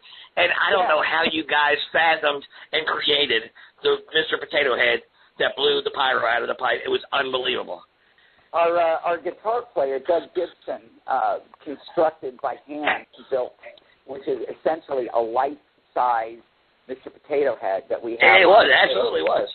And he is triggered with a rocket igniter. So during, at one particular point of that song, he shoots anywhere from a 5-foot to a 50-foot flame through his pipe, and it's a great showpiece. And you guys have a song that's actually a public service announcement, which is one of my favorite songs of all time. Designated Driver. Absolutely. Exactly. You know, Designated Driver was always one of my favorites, and we were doing that one back when we were all kids years ago, and we were all drunk out of our minds and doing all sorts of stupid stuff, but yet, you know, we had a song like Designated Driver. So if we could have scraped the tip of the iceberg back then, I look at Dead Serious as an incredible vehicle in which to really promote a truly great message in 2014. You know, you were talking in your book right there, and I noticed as I said, I just started getting into the book, and I'm going to finish reading it this evening. But you were talking about, you know, everybody, you know, in a Christian faith, you know, looks at you like, and I do. I work in a bar, but you know what? I'm a dad. I'm a father. I have a wife and everything. I'm not there doing anything wrong. What I'm doing is I'm going to work, and I'm making my money. Exactly. Because it's an honest job, doing it an honest way. And people drink. You know what? Jesus turned water into wine. If you're not a slave to it, it's not a sin.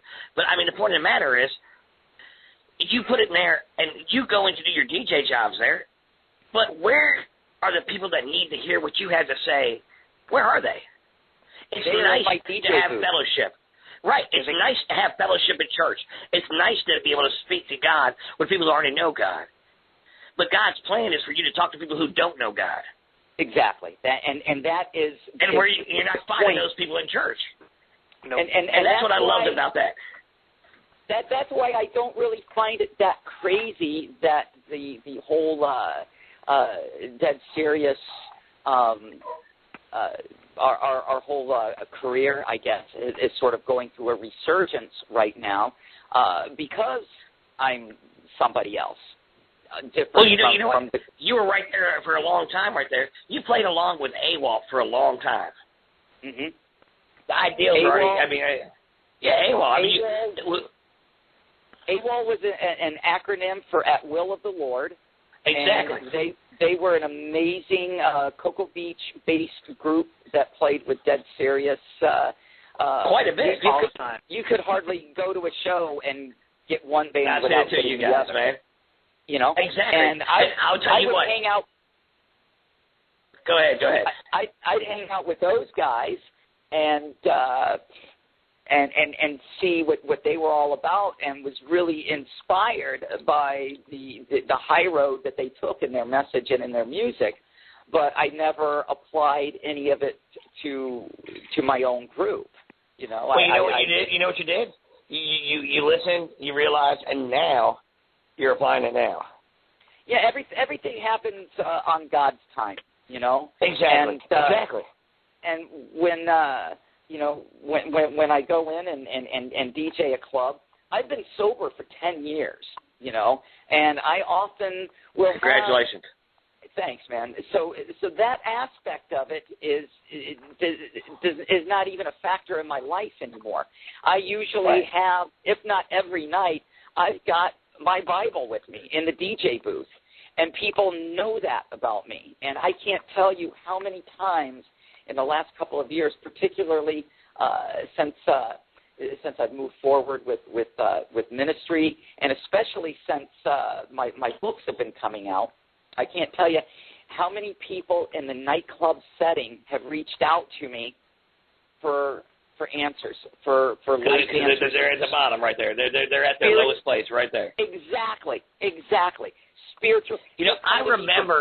I mean, reading your books and hearing you talk about your angel coming to get you and helping you through that time and feeling that cold steel against your wrist, you run a moment of just, saying, you know what, enough's enough. Yeah. And you yourself have had your angel, and what you're doing now is you're doing the same thing now. And through really cool through word, through text, through your ministry. I mean, I applaud you for what you're doing. I mean, you can still live that rock and roll lifestyle like you lived and enjoy what you're doing in God's way. And everybody has to find their own way with God. Yeah. I understand that. I mentioned it in Shout It Out Loud. Here's a beautiful example of what I'm talking about. It was one night last summer. I'm DJing a club. It's last call. The house lights are coming up. I'm starting to pack up some gear, packing up the laptop and all that. And a gal comes up to me at closing time, and she says, I hate to bother you, but I need to talk to you. She said, I read your book, and you're the only guy I know that I can reach out to. And that's huge. There's a saying in ministry that we have to really be careful with our conduct and our testimonies and so on, because we may be showing people the only Jesus that they ever see. And so here's a girl in a bar who is dealing with some heavy personal life stuff. And there was one guy in her life she knew she could reach out to, and it was that DJ in the nightclub. That she knew that carried a Bible. It's a huge opportunity right there. You see, I was at the opposite end of the spectrum. Back in the early mid '80s, whatever, when Will and I first got together and started playing music together, there was a kid named Mike Dirks that was had a garage, and we all got together. This is where me and Will reconnected from being kids. Yes, Michelle Dirks, brother, yeah. Pete Brados. I love Michelle Dirks. Oh, she's great, man.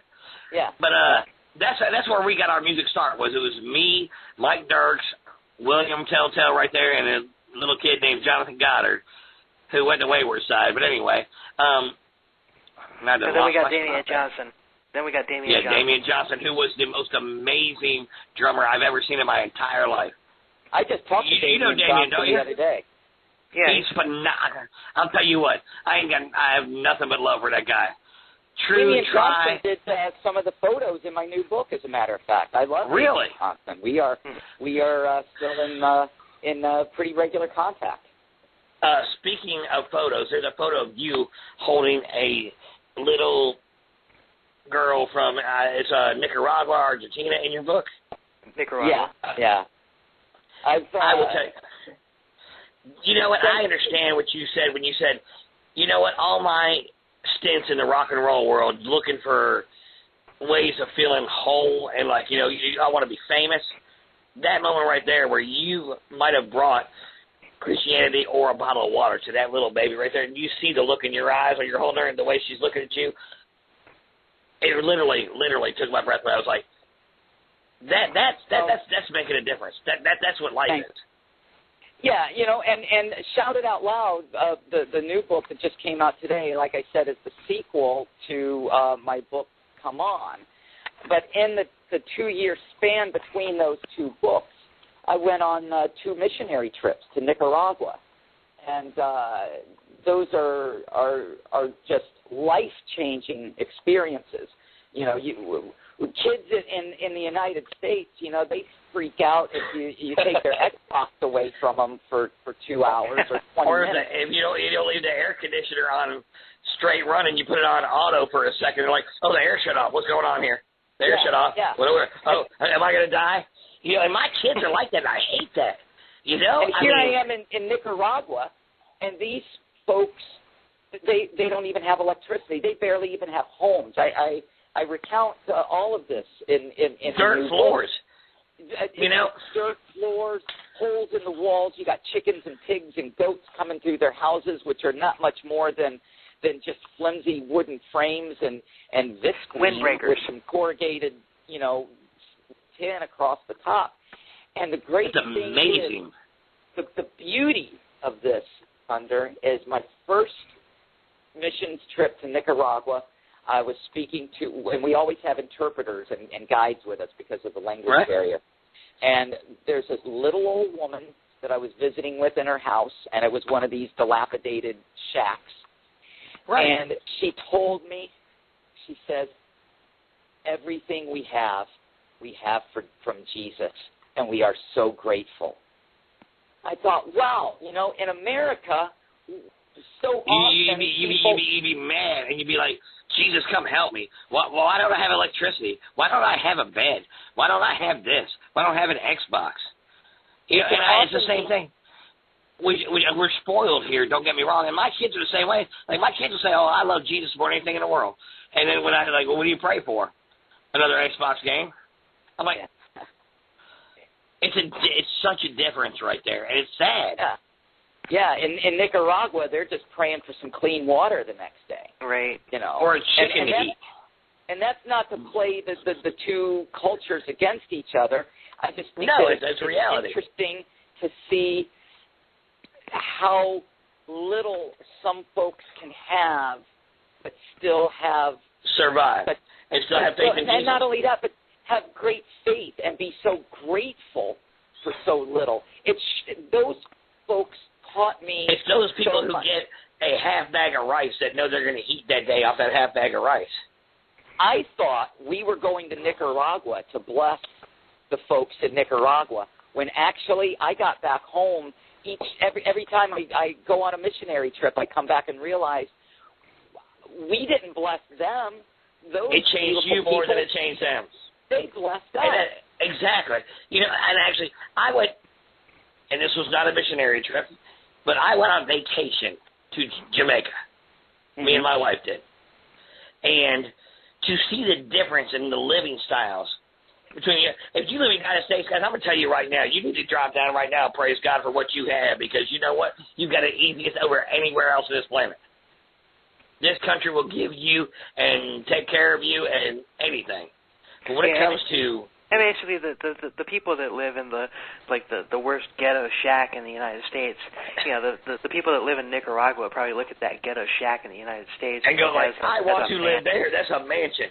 Exactly. Yeah. And you know what? There's a comedian out there. His name is Carlos Mencia that kind of put it out there right there. He's like, look, anywhere you go in America, the dirtiest place you can go, the smallest trailer park, you go there, they've got air conditioners in their windows. Yeah. Mm-hmm. Anywhere. Small ones, big ones, little ones, air conditioners everywhere. You know, it's totally different. It's an overused term, but people will experience something and they'll go, oh, it was life-changing. Oh, when I got Dark Side of the Moon on vinyl, it was life-changing. Let me tell you, going to a different country, a different culture, especially a nation like Nicaragua that poverty like that. The poverty over there that Americans can't even imagine. And you know poverty? People over there that are so grateful and filled with such faith and are so happy to be alive every day. You talk about a truly life-changing experience. That's it. Oh, absolutely. And I mean, I saw a thing where the poverty in America consists of, if you're consider poverty level, you make $32,000 a year, you have two TVs, a car, and air conditioning. Yeah. That's considered poverty. You go to some of these countries around the world right here, and, I mean, they'll look at you like, look, I'll switch at you in a heartbeat right now. This is ridiculous. And for you, I mean, and I know what you went through. I mean, you said, you know, with being on tour with the big name band and all that, and you live the high life and driving these, but it's just there's such a difference between where we live right now and there. I don't even know how to explain how I'm feeling right now about that situation right there. That I can see how living the high life, what you thought you wanted to live, versus going there and helping out 10, and that's exactly 12, right. 13 kids made you feel so much better. you know, we can discuss that here. You know, I toured as an assistant with the group Poison years ago for different periods of time over a number of years, and I thought I had made it. Finally, you know, in my 40s, I thought I had finally hit the big time. I was on tour with this huge worldwide working with rock stars. Oh, and being an assistant, if you looked at the band itinerary, assistants were not listed as crew. Assistants were listed as band. So as a personal assistant to the group Poison, I experienced the same perks and privileges, the same hotels, the same masseuses, the same chicks, the same opportunity for the same drugs. The drugs, the drinks, everything. On the same tour. You know, here I am on the luxury tour bus and backstage, and I'm going to walk the band out on stage in front of 20,000 people. These are the experiences that you always wanted right there. I saw how it really is. You know, I don't sit at my warehouse drinking beer talking about what I think it might be like in the big-time world of rock and roll. You already done it. I was there. You were there. You were part of it. Now I have a question here. That picture I saw of you, do you remember holding that little girl I'm talking about? Yeah, that's my point. All of that rock and roll stuff means nothing. That little girl meant the world right there. Suck. Hey guys, yeah. let me interrupt. We've got about 15 minutes left, and I can tell that we're going to go longer, and which we can, Chris. Let's go ahead and break now, and play a song real quick, and then we'll come back. And look, man, Chris, thank you so much for coming on the show. You're such an intellect, first of all, and what you've gone through. We could talk to you for 10 shows in a row and never get to really know you as well as, you know, as much you have to offer us, man. I love it. Lots of experiences and lots of stories, guys. I appreciate you having me on, and it's my pleasure to. You want to go to overtime, is what we call it? You want to go overtime? I'm following you. I only do what you tell me, Will. Okay. Well, we're going to go ahead and play, Pizza Face, and by Dead Serios. Love that song too. That was oh man, I'm not gonna get into that. We're in a different part of the show, but when we come back, I want to say something about this book. Do me a favor, though, Bill. When we come back, can you talk a little bit? Because I think it was just me and Chris right there for the last hour. You were going to Chris and Thunder show. I wouldn't give you a chance. I know. I'm just kidding. Yeah, you were on a roll. You were on a roll there, brother. I was. Well, you know what? So it's just, when you're on a roll, I sit back and let you go. When I'm on a roll, you do the same thing. That's how we roll here. That's right. Well, anyway, this is the Will and Thunder show. We're going to throw you. What? I'm just kidding. I was just trying to trip you up right there. All right, let's go ahead and play the song. Right, but I do want to say, we now have about 11 minutes left, 11 or 12 minutes left. If you're listening online, you're going to want to call in, once the show ends. That's the only way you're going to be able to hear the overtime segment. The number is 646-716-6135. You call in. Don't press 1 or anything like that. If you just want to listen, after the show ends, you'll be able to hear the overtime feature. However, those of you who are still listening, you'll be able to pick it up on the archive. You'll also be able to, I'll have the show on YouTube sometime tomorrow, and you'll be able to hear the entire show then. We don't go to overtime very often, but when we do, it's for a good reason. It means we've got a really good guest. Because we have the best guest ever. The best, look, one of the greatest authors of all times, one of the greatest songwriters of all times. Absolutely. This is the hiker of the rock and roll Appalachian Trail, Chris Long, with us right now. And we have to go over. And we're going over, baby. I like That's it. right. Absolutely. All right. We'll be right back. We're going to go over. We'll be right back on the Will and Thunder show. Those of you listening online, call in 646-716-6135 because at the stroke of midnight, the show's going to go away. All right, Mom. All right, Mom. So call in. I'll bring my clothes there. All right, Mom. If you call in, you'll be able to hear the show till the end. If not, you'll have to wait until tomorrow to hear the rest of the show. Anyway, this is Pizza Face. Dead Serious. We'll be right back.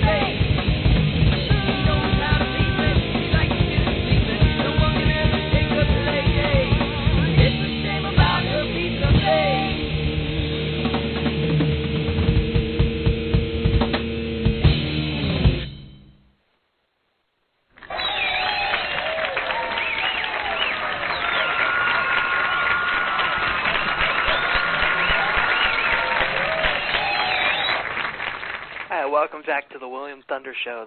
That was Pizza Face by Dead Serious there. And this is a great song from the epic band William. Dead Serious, what? I mean. And, yeah, Will and Dead Serious? Yeah, Will and Dead. I did backup vocals on it, or you did, or somebody did. But anyway, you're gonna make me play a sound effect, aren't you? Go ahead. I'm waiting for it. You ready? Go ahead.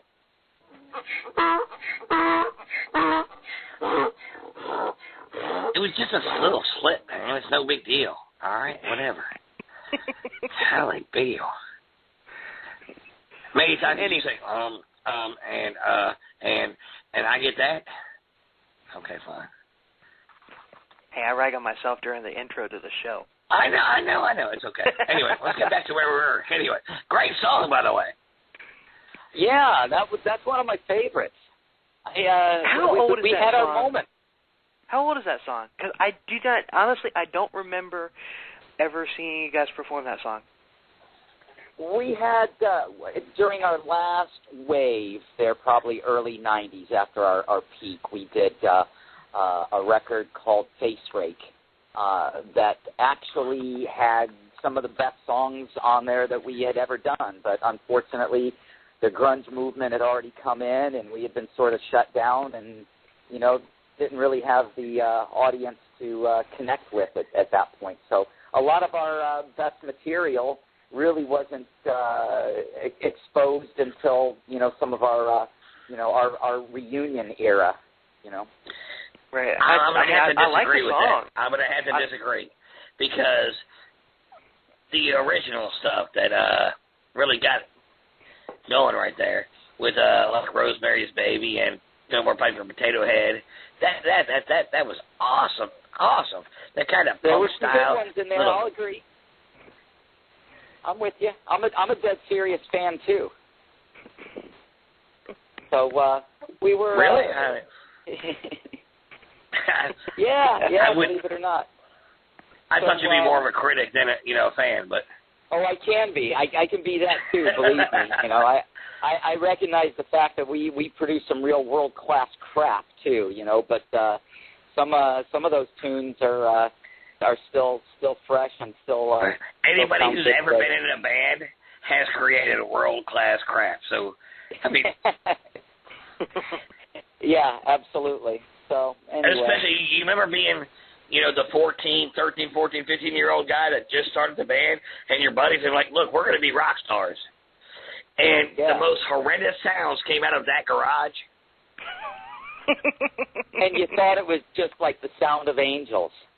Yeah, that's what we thought at that moment right there. We had reverb kicking off of the what was the name of that company that had the Pink Panther rolling out the insulation? Yeah. You remember those commercials? Yeah.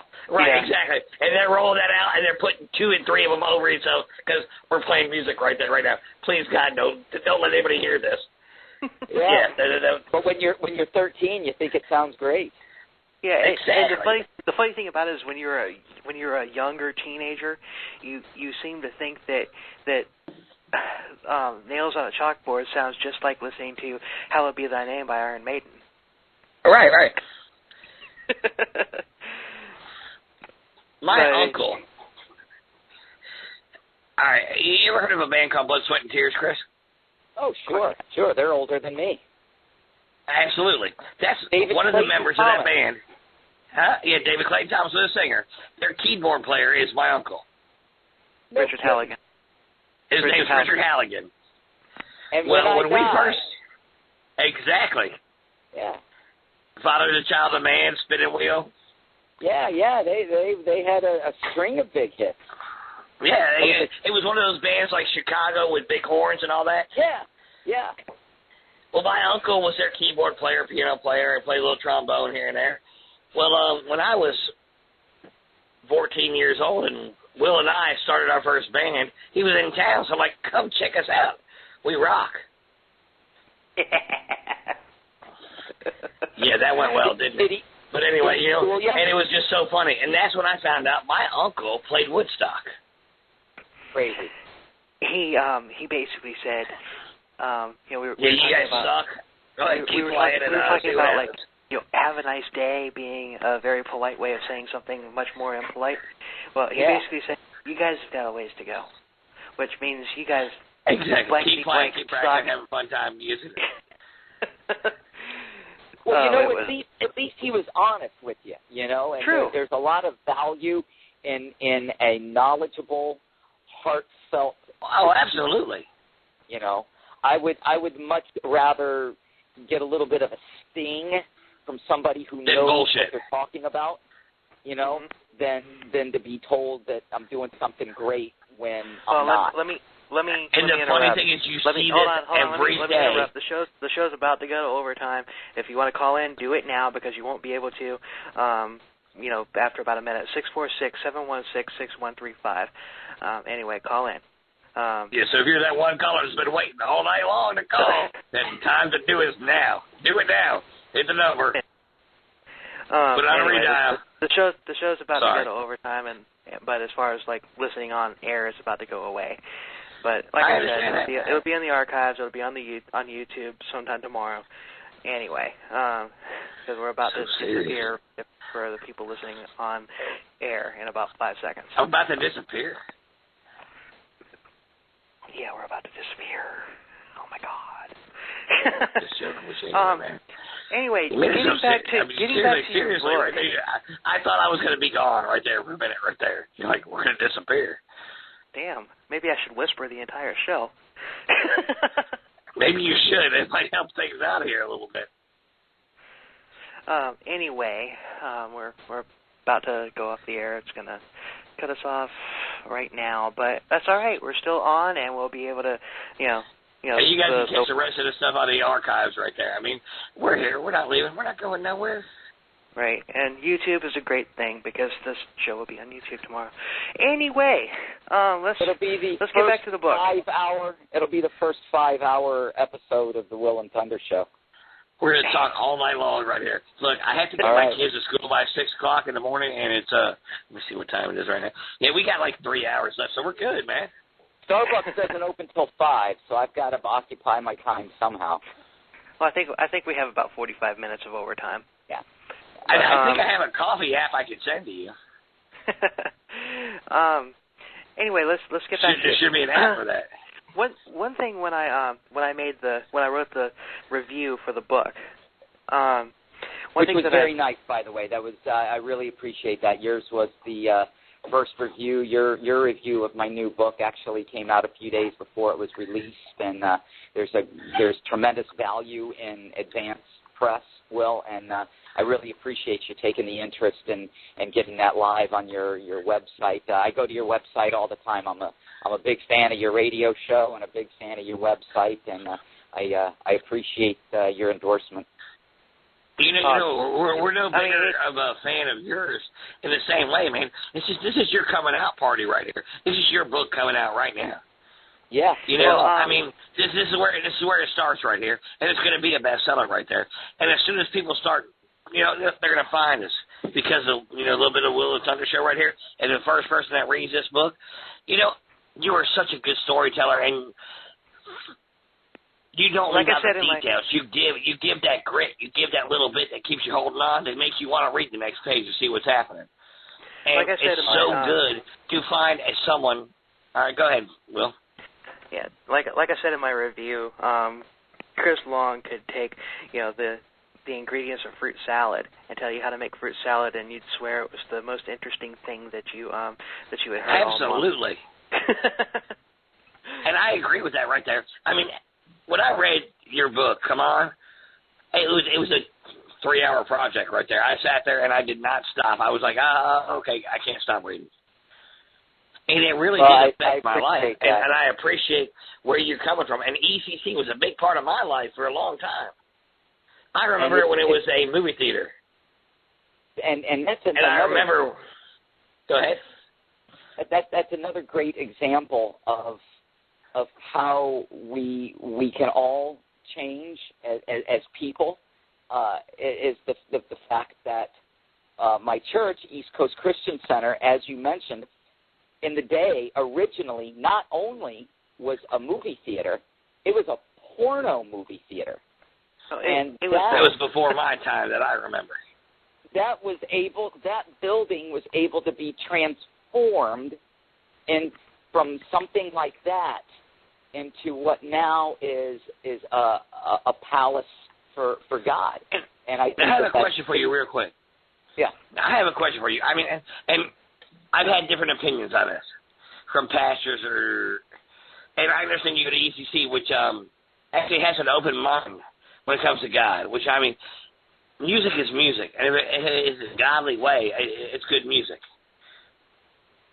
But a lot of churches kind of look down on the rock and roll style of music. They call it devil music. Sure. Well, But ECC has that wild, all right, let's play some guitar. Yeah, it's very much like what we were talking about a little while ago, and it's not so much the job that defines you; it's your conduct, and it's not the music. It's not the music that's evil or ungodly or whatever you want to say. It's what you're doing with it. I mean, I've grown up with music my whole life, and you can look back decades and decades and decades ago to some of those old Andrews Sisters and Frank Sinatra records that probably a lot of church folks, religious type church folks might think is A-okay. You listen to those lyrics, and it's as ungodly, as anything Iron Maiden. It's as ungodly as anything Iron Maiden or Black Sabbath ever did. Right. So, when he talks about 2 fingers of whiskey, that's 2 fingers of whiskey, and Exactly. So I got you. I think you have to look at the fruit of the ministry, you know. Now, you've already talked about this already, about changing some words up, and it may take 5 words per song or maybe 10 words. But earlier when we were talking about a certain situation, you said, I'm not going to use these words because I'm a different person now. Now, I remember Dead Serious, and I remember certain songs that were certain ways. And certain situations that you knew the ways of actions or whatever. But anyway, instead of bringing these out right there, so have you altered it enough to where it's going to be the same? Well, sure, because what I was getting to 6 hours ago when we started this conversation was even in the day at the peak of our popularity, we were doing like Boy Scout jamborees and family picnic settings and so on. So, take Sheer Hell for example. Sheer Hell, for example, like at the end of that, you could have said something else, but even when you played that song live, you would always say, have a nice day. You could have easily said something else, but you didn't. Even in bars, you were just like, have a nice day. Right. We've got what I'm talking about is, I mean, as you being a Christian, you had some songs that were more risque. Right. You had some props that were a little risque. We've got a huge body of work. We've got a huge body of work, and we don't have to do all of the material from back then. You know, I can weed out the stuff that I'm no longer comfortable with. I can weed out the material that's going to contradict offensive to my testimony, and weed that material out completely. But we still have all of these other tunes that are fine. You know, not only did we used to play with That's awesome right there. And that's what I was asking right there. I mean, because I respect you as a musician. I respect you as a person. But I respect you on your new journey right there. And I was just wondering how that was going to coincide. Because there was a couple songs right there that, and I could see you not doing because of that. And I respect you for doing that. And an interesting side note, not only did we used to play with AWOL, Christian rock band back in the old days, we actually played with a lot of national Christian bands. And one was Barren Blue Cross, which was, after Stryper, Barren Cross was probably the biggest of the Christian metal bands. And those guys loved Dead Serious. They totally got it. They got the humor aspect of it, Right. And I wasn't trying to call you out, don't get me wrong here. I just know there's a couple songs there. And you remember the song I'm talking about with the 4-foot-long appendage? Crazy Bone. Exactly.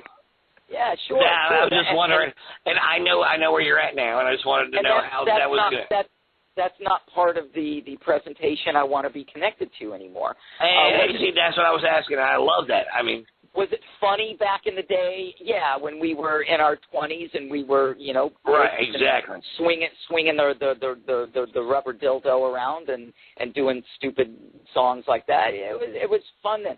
That it's not who I am now and not part of the presentation that I want to offer. I was trying to politely ask about that, that aspect of the song. And you don't even have to be polite with me about it, Thunder. I appreciate the opportunity to discuss any of that. Well, thank you so much right there, because you know what, and I respect you more than anybody in this, pretty much any more than this planet, because I've lived that, wanted to be that rock and roll style like you've lived, and to come out where you're at right now is unbelievable.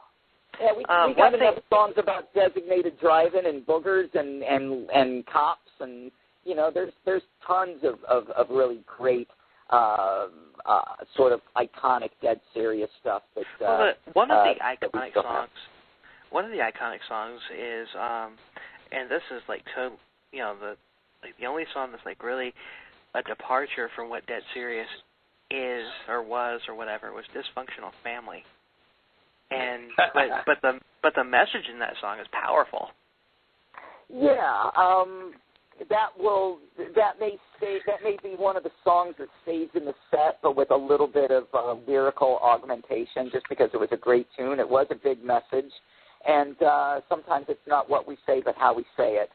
So I don't want to go out with all these tunes that we used to do with all new lyrics and a disappointment. I would rather just focus on the stuff that we can still go out and do the way people remembered them. And on top of that, we really need to talk about your book a little bit. I mean, we have been. I understand that. Just give me a second here, man. I mean, this is like the open end. This is the light. It shows from where you were at, in a bad place, in a good place, and now in a great place right now. Yeah, absolutely. And that right there, it's amazing right there. I mean, Bill and I both have moments there at East Coast Christian Center. I mean, I remember the church growing and starting there and just getting as big as they can right now.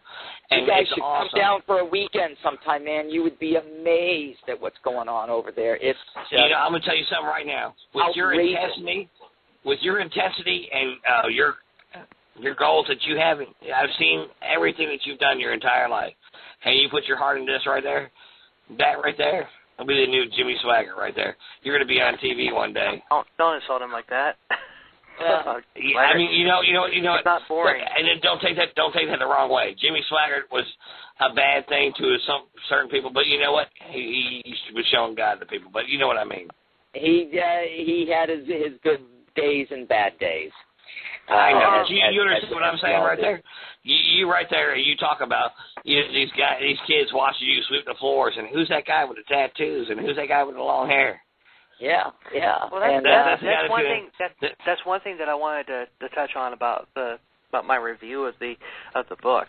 Basically, and that's one thing that impressed me. It's like when after everything that happened with you, when you basically decided, hey, I need a 180-degree turn here. I need help. God help me. And you found East Coast Christian Center, and then and. You said, "Hey, I want to be part of this church," and they handed you a mop.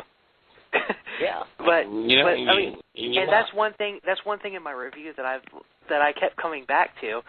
It's like as like a humbling experience and everything. It's like okay, well, this is the best mop man on the planet, and then they eventually gave you, you eventually won their trust and everything, and they gave you different.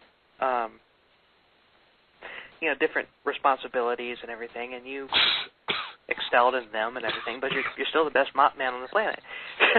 But my point in that is like that was a humbling experience, and that really had to approve to everybody, because I'm sure that the people that handed you that mop knew who you were.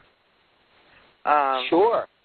And God gave that mop to hand to him right there.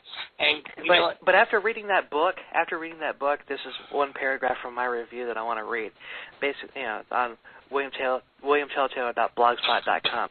Basically, also I have to say, reading this book, it really does make me want to move back to Florida and join East Coast Christian Center and grab a mop. Everything that he says here is a take on. Is a take on church that you won't hear in most churches, and that really is a shame. They all should be shouting the word out loud. This will make people want to come to Christ much more than a man in a suit standing up there and lecturing people on about what they are allowed and are not allowed to do. And basically the recurring that was my quote, but basically the recurring theme in this book is it's your relationship with Christ. It's not religion, it's your relationship. Religion absolutely. The thing is, here's the thing straight up. You know what? If my kids ask me a question about God and I'm not certain about it, I'll give Chris's number. Look it up. I can look it up, but I'll give Chris's number. It's a total change. And not a total change. I mean, you were straight up determined about everything you've ever done. And I appreciate where you're at right now, and I appreciate your ideas right now. And you know what? I'm glad that you were happy. I'm glad that you feel not content, but total happy. Filled. You're fulfilled. That's sort of looking fulfilled right there. And that means the world to me right there. I've been on both sides, you know. I've been on the tour bus and backstage and the hotels and the chicks and all that sort of stuff. I've experienced all of that on the one side, and then I've stood in the midst of absolute poverty, holding a hungry baby in my arms, giving her food and praying for her healing. And I'll take the second over the first. Over everything, exactly. And you know, that picture of you holding that, I'll never forget her face. I swear to you right now, I swear I'll never forget that face of that little girl. Yeah. Square face, big forehead, good-looking, beautiful girl. And that's right real there. stuff, man. That's life right there. That is. You know, and I hate to say this, but you know what? That's the way I live. I mean, I don't hate to say this, but that's the way I live my life. I look at my children like that. You know, I go to work to make sure that they're not that person. Sure. And, sure. You know, and to see someone that's what we're doing by going over there, is working to deliver some of those kids. And there's a difference, but right, and you're not that commercial. You're not that commercial. You're not the guy with the beard going, send me 15 cents, and you can save a child. No, you're going over and you're doing it. I'm rolling up my sleeves, as are all the other members of the teams that I go over with. You know, when I go to Nicaragua, it's not me. Right. You know, it's anywhere from a 10, 15, 20 person team with people who are more passionate and focused than I am. You know, and I'm you're honored a part to of work it. with them. There. Yeah. You're not sitting here and you're not sitting in Cocoa Beach, Florida, with a picture and credit card going, oh, yeah, 50 cents. I got you. Send me a picture. Well, I don't know what any of that looks like. I can just speak for what I'm involved with, and it's just a tremendous privilege to be able to help people and to try to bless them and to bring them the message of Jesus Christ. And then the boomerang blessing that we receive in return from that is it's just awesome. And that's Jesus. That's what Jesus looks like right there. Jesus well, is you not. Know, I was talking to you earlier about you know, dealing with the people who are not close enough with Jesus. And I think that you have that job right there. You have the ability to. You live the lifestyle of a lot of people. You're his microphone right now. I think I feel that. I feel that in you, that you're his microphone to talk about what you're doing now. Well, the and thing talk is, about what you've been through. The thing is, I mean, Chris Long is never, you know, anything that he does, he puts 150% into it. And if he believes absolutely, if he believe, you know, it's like if you believe in what you're doing, then it's got like 150% of your effort. And that's what I see you doing with this phase of your life. Yeah. Well, it's all spelled out, you know, in the last couple of books, Come On, and the new one, Shout It Out Loud, and you know, even for as much as we sort of jumped around on a lot of different topics tonight, there's all of that and more covered in these books. I think they're engaging, compelling stories, and I appreciate you guys having me on to talk about some of it, and perhaps we'll get together and talk about it again. Sometimes when the three of us get together, we're like old girlfriends from high school, you know, which is sort of. I can't wait to see you again. We're yammering, you know, on all sorts of different topics. Before we honestly, I'm going to do everything I can to get down there for 80s in the park because I really want to see Great White. I mean, Dead Serios. Come down for 80s in the park. I'm joking. That was a joke. It was. We'll do 80s in the park Friday night, and then I'll bring you to church with me on Sunday morning at East Coast before you all head back. I would love that because you know what? I played at East Coast. I think me and Will's first band was a Christian band. Yeah, and I can tell you how our song sounded. You want to hear how our song sounded? Yeah. That's what it sounded like. It was really. Really? You stop me right now? But yeah, no. I mean, yeah, I'm going to stop you right now. Don't do it. Go ahead. No, you know what? I'm going to meet you. I'll talk to you later, Chris, about this. I don't want to embarrass him on the radio because we love God. I'm kidding. Well, I'm kidding. I know we jumped around on a lot of stuff tonight, but it's just sort of the tip of the iceberg. Before we lose your last listener on the phone, though, I just wanted to thank you guys for the chance to come out and talk to you about different. Thank you for coming on our show. Thank you for we did not talk a lot about your new book, but thank you for coming back, man. We love you, man. Well, same here. You are the rock and roll guru. If anybody wants to know about rock and roll, Chris Long is the guy you got to look for right here. He knows everything. For sure. Yeah. Right. Okay. You've been there. You've been there. From the beginnings. That's true. To the ends.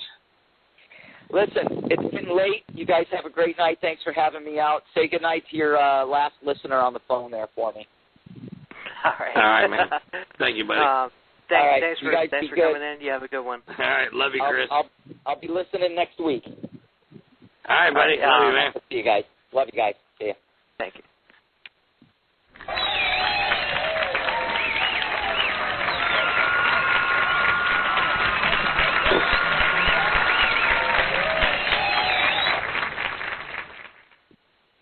All right, that was Chris Long on the Will and Thunder Show. Right now we're going to premiere our outro for the first time, and we will see you next week where our guest is War Drum, a great power rock band from Greece, and they freaking rock. So all right, guys. So anyways, listen right now. Look, do me a favor right now. Go to YouTube. Look at War Drum. They're a fucking power metal band. They fucking kick ass, dude. Listen to these guys. Call us in next week, man. Come check this shit out, man. Go ahead and play that outro. Let's see how this works out this time.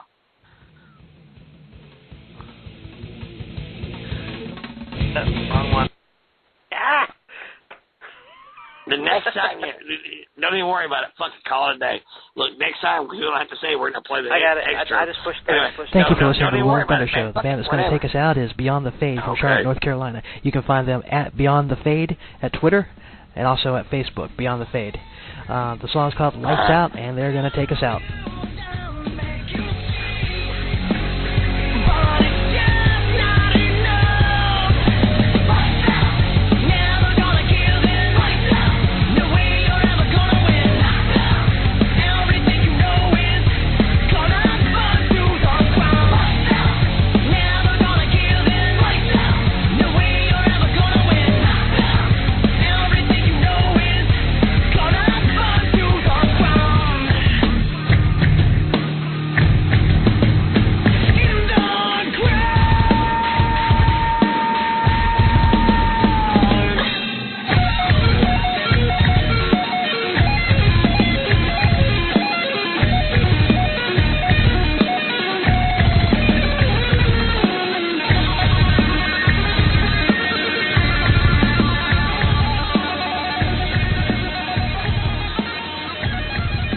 Thank you for listening to the Will and Thunder Show. We'll be back next week, same time, 10 p.m. Eastern till midnight, with another awesome guest for you. Later.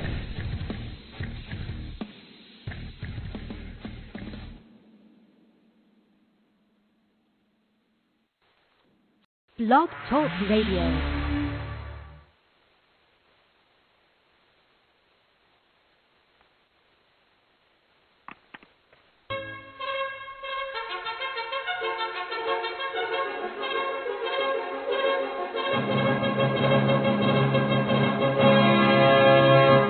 Basically. What the hell is that? I'm sorry.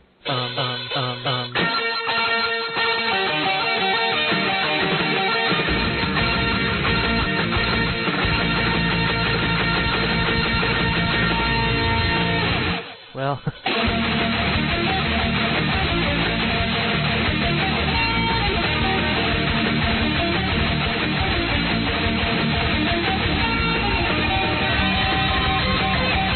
Welcome to the Will and Thunder Show. Will and Thunder Show. Ridiculous.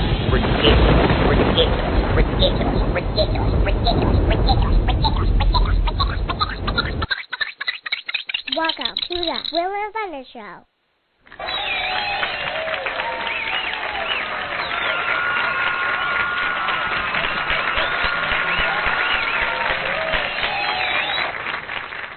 Well, thank you very much. Welcome back to the Will and Thunder Show. This is Kevin Thunder. William Telltale's around here somewhere. Where you at there, buddy? What's up? What's up? How you doing, man? Just chilling out, doing a radio show.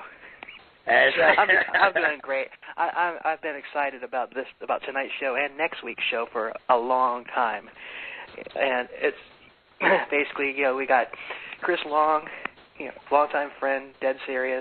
He's now author of many best-selling, nationwide bestsellers. That's right. And now shouted out loud after it debuted at #1 on the New York Times. The rock and roll guru. That's right. And we've got him, and also he's going to be talking about his book and also his band, Dead Serios, the legendary Dead Serios from Central Florida, is making an incredible resurgence that we may or may not have something to do. That's right. But it needs to be known. People the word needs to get out. That's right. The word needs to get out. The Dead Serios. But they might be playing a show or two or something. I don't know. But we'll get with Chris. I mean, it's big news. Big news for the Central Florida fans out there. I'd like to say hi to everybody out there listening, guys. Welcome on in. What you got going on with this little segment we got right now that we call Shenanigans? Well, it's Shenanigans.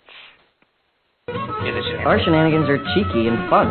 Yeah, I mean, his shenanigans are cruel and tragic, which makes them not shenanigans at all, really. I swear to God, I'll pistol whip the next guy that says shenanigans. Shenanigans! Shenanigans! You little... I love that. Need to drop another quarter in that video game. Oh, man. Well, here we are. There's so much to talk about. Look, right before we started the show, I was looking up on some news things. I got to get this out there first. Couple driving in Ohio somewhere, stops at a McDonald's drive-thru and orders a couple cheeseburgers. They go down the road, take a couple bites of cheeseburgers. Between the two patties, somebody spiked them with weed. Okay. Is that a bonus, or is that something that they were pissed off about? Well, they were pissed off about it, so they went back and, the cops said, it looks like it is traces. They said, I don't know how far along the investigation got, but, I mean, can you imagine now, just first of all, if you've never done drugs in your entire life? No, wait. Never done anything. Don't even look at it from that perspective. And I have a little anecdotal story to tell about that, about a personal experience of mine. Anyway, forget about all that. Who the hell wastes weed on a stranger? That's right. Like, here, we're gonna get them. Why are you kidding me? But yeah, anyway, it's like but yeah, can I get the McBuzz the McBuzz burger? I mean, I don't know. But what I was talking about, my anecdotal story is years ago, my brother had a pizza restaurant, and I was an assistant manager for him, and my brother is a big pothead, so and he had a couple of his friends working with him, working there too, and of course they were also big potheads. Well, one of his friends one day brought in some brownies, and me, I don't smoke pot. I do not smoke pot. I've smoked pot maybe 5 times in my 40 some odd years of existence. So but I'm not really big on sweets either. So the woman's like, "Would you like some brownies?" I'm like, "No, I'm good." They're good brownies. I'm like, "I'm sure they are." Yeah. Okay, great. No, they're really good. I was like, "Okay, fine. Give me a fucking brownie. Goddamn." So I grabbed a brownie out of the thing and I ate it. Didn't think anything. Yeah. Of it. So I'm not a pothead. I don't think about these things. It took my brother 5 years to say, to ask me, like, "Hey, Will, do you remember when so and so brought in those brownies and you didn't want one, but then you grabbed one?" Like, "Yeah." Like, "Those were special brownies." I'm like, "Oh man, really?" I was wondering what the heck was going on. No, I didn't remember, and I said, "Well, how is it? How was I performing the rest of the night?" Because I was driving for him that night, and he's like, "Well, you were just kind of in your own little world. Nobody said anything, and we're just glad you made it home and all that stuff, and we just kind of kept it quiet." I'm like, "Okay, you Thanks a lot, bro. It would be great to get pulled over that evening, you know. Instead of, oh, you know what, Bill, why don't you have the night off? Go ahead and go home, you know. It's going to be all right. We're kind of slow tonight. No, we're going to let you drive. Yeah. And deliver pizzas for our company. Have fun with that one. But the funny thing is I had long hair at the time. You know, that was when our band Madstone was really going strong. And right. And everybody assumed that I smoked pot because my brother did. Yeah, I looked like a pothead. I really did. I looked like a pothead. I had drugs all around me all the time, and I stayed away from them. My two vices were alcohol and nicotine, and I've dropped the nicotine. So, right, you know, I understand. Well, see, and on that aspect right there, that image thing of, you know, people thinking you're a pothead because of the way you look, I'm the same way. You know me as well. I mean, we hung out all the time, and that we didn't do that. I mean, it just wasn't our thing. We drank some beers, you know, we jammed in a jam room and drank some beers. None of us smoked pot. I mean, it wasn't our thing. But, I mean, still to this day, because I have a shaved head and a goatee and I've got tattoos, you know, every time I get a new job, whatever, you start hanging out with, yeah, I mean, you start hanging out with people, you have a couple beers, I'm like, oh, he's cool, man. Oh, you want to go smoke some weed? No. Thanks anyway. Well, oh, you don't smoke? No. Well, my brother, when he finally 5 years later told me what happened, he said he's like, after you took a delivery out, I told her that you didn't smoke pot, and she's like, what? Bill doesn't smoke pot? And he said, no, he drinks like a fish, but he doesn't smoke pot. And she's like, oh my God, I'm sorry. What should we do? And she's all flipping out and everything. Did she have the estrogen to come up decency. And tell me? Hey, Bill, the decency. Yeah, that's the word I was looking for. Say, hey, I just gave you a spiked brownie. But anyway, luckily, you know, it all turned out fine and everything. And I was just trying to talk about a couple cheeseburgers here. I didn't mean to go on a 20-minute spiel. You sure you don't have any of those brownies with you now? Man have mercy. Well, guys, welcome to the William Telltale Show. Tonight we're talking about brownies. We'll have a couple recipes at the end of the show for you. If you want to, you know, come and check it out, just go to our website. We'll have them written down for you alrighty now. Goodness gracious. I'm sorry, but still, that was a story that I didn't mean to hide. I was just busting your balls. It's okay, don't worry. But that's all I was going to say. You know, you can go to McDonald's now and get your cheeseburger fix. No, burgers cost $10 now, so. So this isn't a story if you're in Colorado or Seattle or Washington State. No, they have vending machines there now. Yeah. Literally, they have vending machines. You go up with your little medical card, you zip your card, and then you zip your ID, and then you zip your credit card. Out the bottom falls out a brownie or a... No, you can go into a store and ask for a pack of Marlboro Greens in Colorado and Washington State. Well, hey now. Philip Morris started, you know, because it's legal there, Philip Morris started making Marlboro Green. And it's well, are they filtered? I don't know. That's a good question. A filtered joint? Like, it kind of defeats the purpose, doesn't it? Let me pack these. What the hell? Well, okay then. Filtered joint kind of defeats the purpose, though. I know. Yeah, exactly. It's the most popular word of the 60s and 70s. Ear. That's right. Anyway, I guess that's enough about some marijuana. What else we got going on in the news today? Do you remember that little segment on the Saturday morning cartoon, In the News, where they had this little in the news, blah blah blah blah blah blah. But there was this weird psychedelic little intro they had for it. I need to find that and use it. Yeah, that'd be awesome. But then again, none of our younger listeners would get it. I understand that. But you know, that's a lot of that age group we're in right now. You know, we're in our 40s, mid-40s. It's like that, especially at work now. You know, I used to be the young guy. Now all of a sudden, I'm the older guy. And I have kids, so I kind of keep up, with music and the things of the younger generation. I'm still attuned to it, but they have no idea of when we were kids, what was funny, right. What was cool. Saturday Night Live skits that were really funny compared to the dumb stuff they do now. Yeah, I mean, you try to relive those things, and I'm like, yeah, you weren't born yet.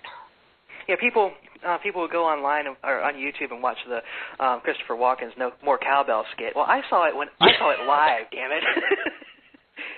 Yeah, and exactly. Well, that's like I saw this thing online, which is the funniest thing I've ever heard. You know, us being a music-based show, God love it, Paul McCartney. All right, he's awesome. He put this, it's a, you know, one of those memes up there, and it shows Paul McCartney. He says, "Yep, my grandkids keep bragging how they're whipping my ass on Guitar Hero, and then I have to sit them down and remind them that I wrote the song in the first place." Yeah, I wrote a blog piece a couple weeks ago about Guitar Hero and how much it sucks on my blog, williamtelltale.blogspot.com. Cha-ching! But I mean, I used that meme in that blog. Oh, you did? Okay, you know what I'm talking about then. But yeah, and all you guys out there, look, if you play Guitar Hero, you're not a musician. I just want to let you know that. You're a grown man playing with toys. That's what you are. Put on your big boy pants and go out to the pawn shop and get your guitar and learn how to strum on it. That's how you become a guitar player. You don't push red and green, yellow buttons. Well, I mean, unless there's red, green, yellow buttons on the body of the guitar, not the head or not the neck. Right. You know, there's strings on a real guitar, buddy, not buttons. Yeah, well, there are sometimes there's buttons and switches, but. And you can go all the way up to the 24th fret too, not just the bottom 5 frets. Although it does serve a purpose, though. I mean, you know, I don't like it because, you know, the knuckleheads that play it think that they're actual musicians. But yeah. Well, you know what? If Spinal Tap was remade, they'd have Guitar Hero in there, and they'd add an extra button. You'd say, "Yeah, my button's black." No one else has a black button. No one else, just me. It would be a black button, and it would also, you know, it would also have something to do with the number 11. Absolutely, it would be on the 11th fret. Yeah, you'd have your 5 buttons down there at the top, at the bottom of the neck. But then on the 11th fret, you would have the black button. That would play the solo for you. Right. So you wouldn't be a wanker. Anyway. You know what? The people that play Guitar Hero and think that they're actual musicians, they're not even wankers. They're not even good enough to That's right. You know what they level up to, in my opinion? Huh? The people that you see in the music store or the pawn shop that picks up a guitar and strums the little bit of strings above the nut to make the Friday 13th sound. Well, actually, those people usually have a little bit of talent. You know, these people that play guitar. You know how you can tell if somebody picks up a guitar, one of those Guitar Hero toys, and you know how you can tell if they're a good musician or not? If they suck at it. They'll fake playing it. Yeah, exactly. I can't do it. I've never tried it. I've tried it once or twice now. I mean, I'm not saying that I won't try it. I mean, I've just never had the opportunity to, and I would like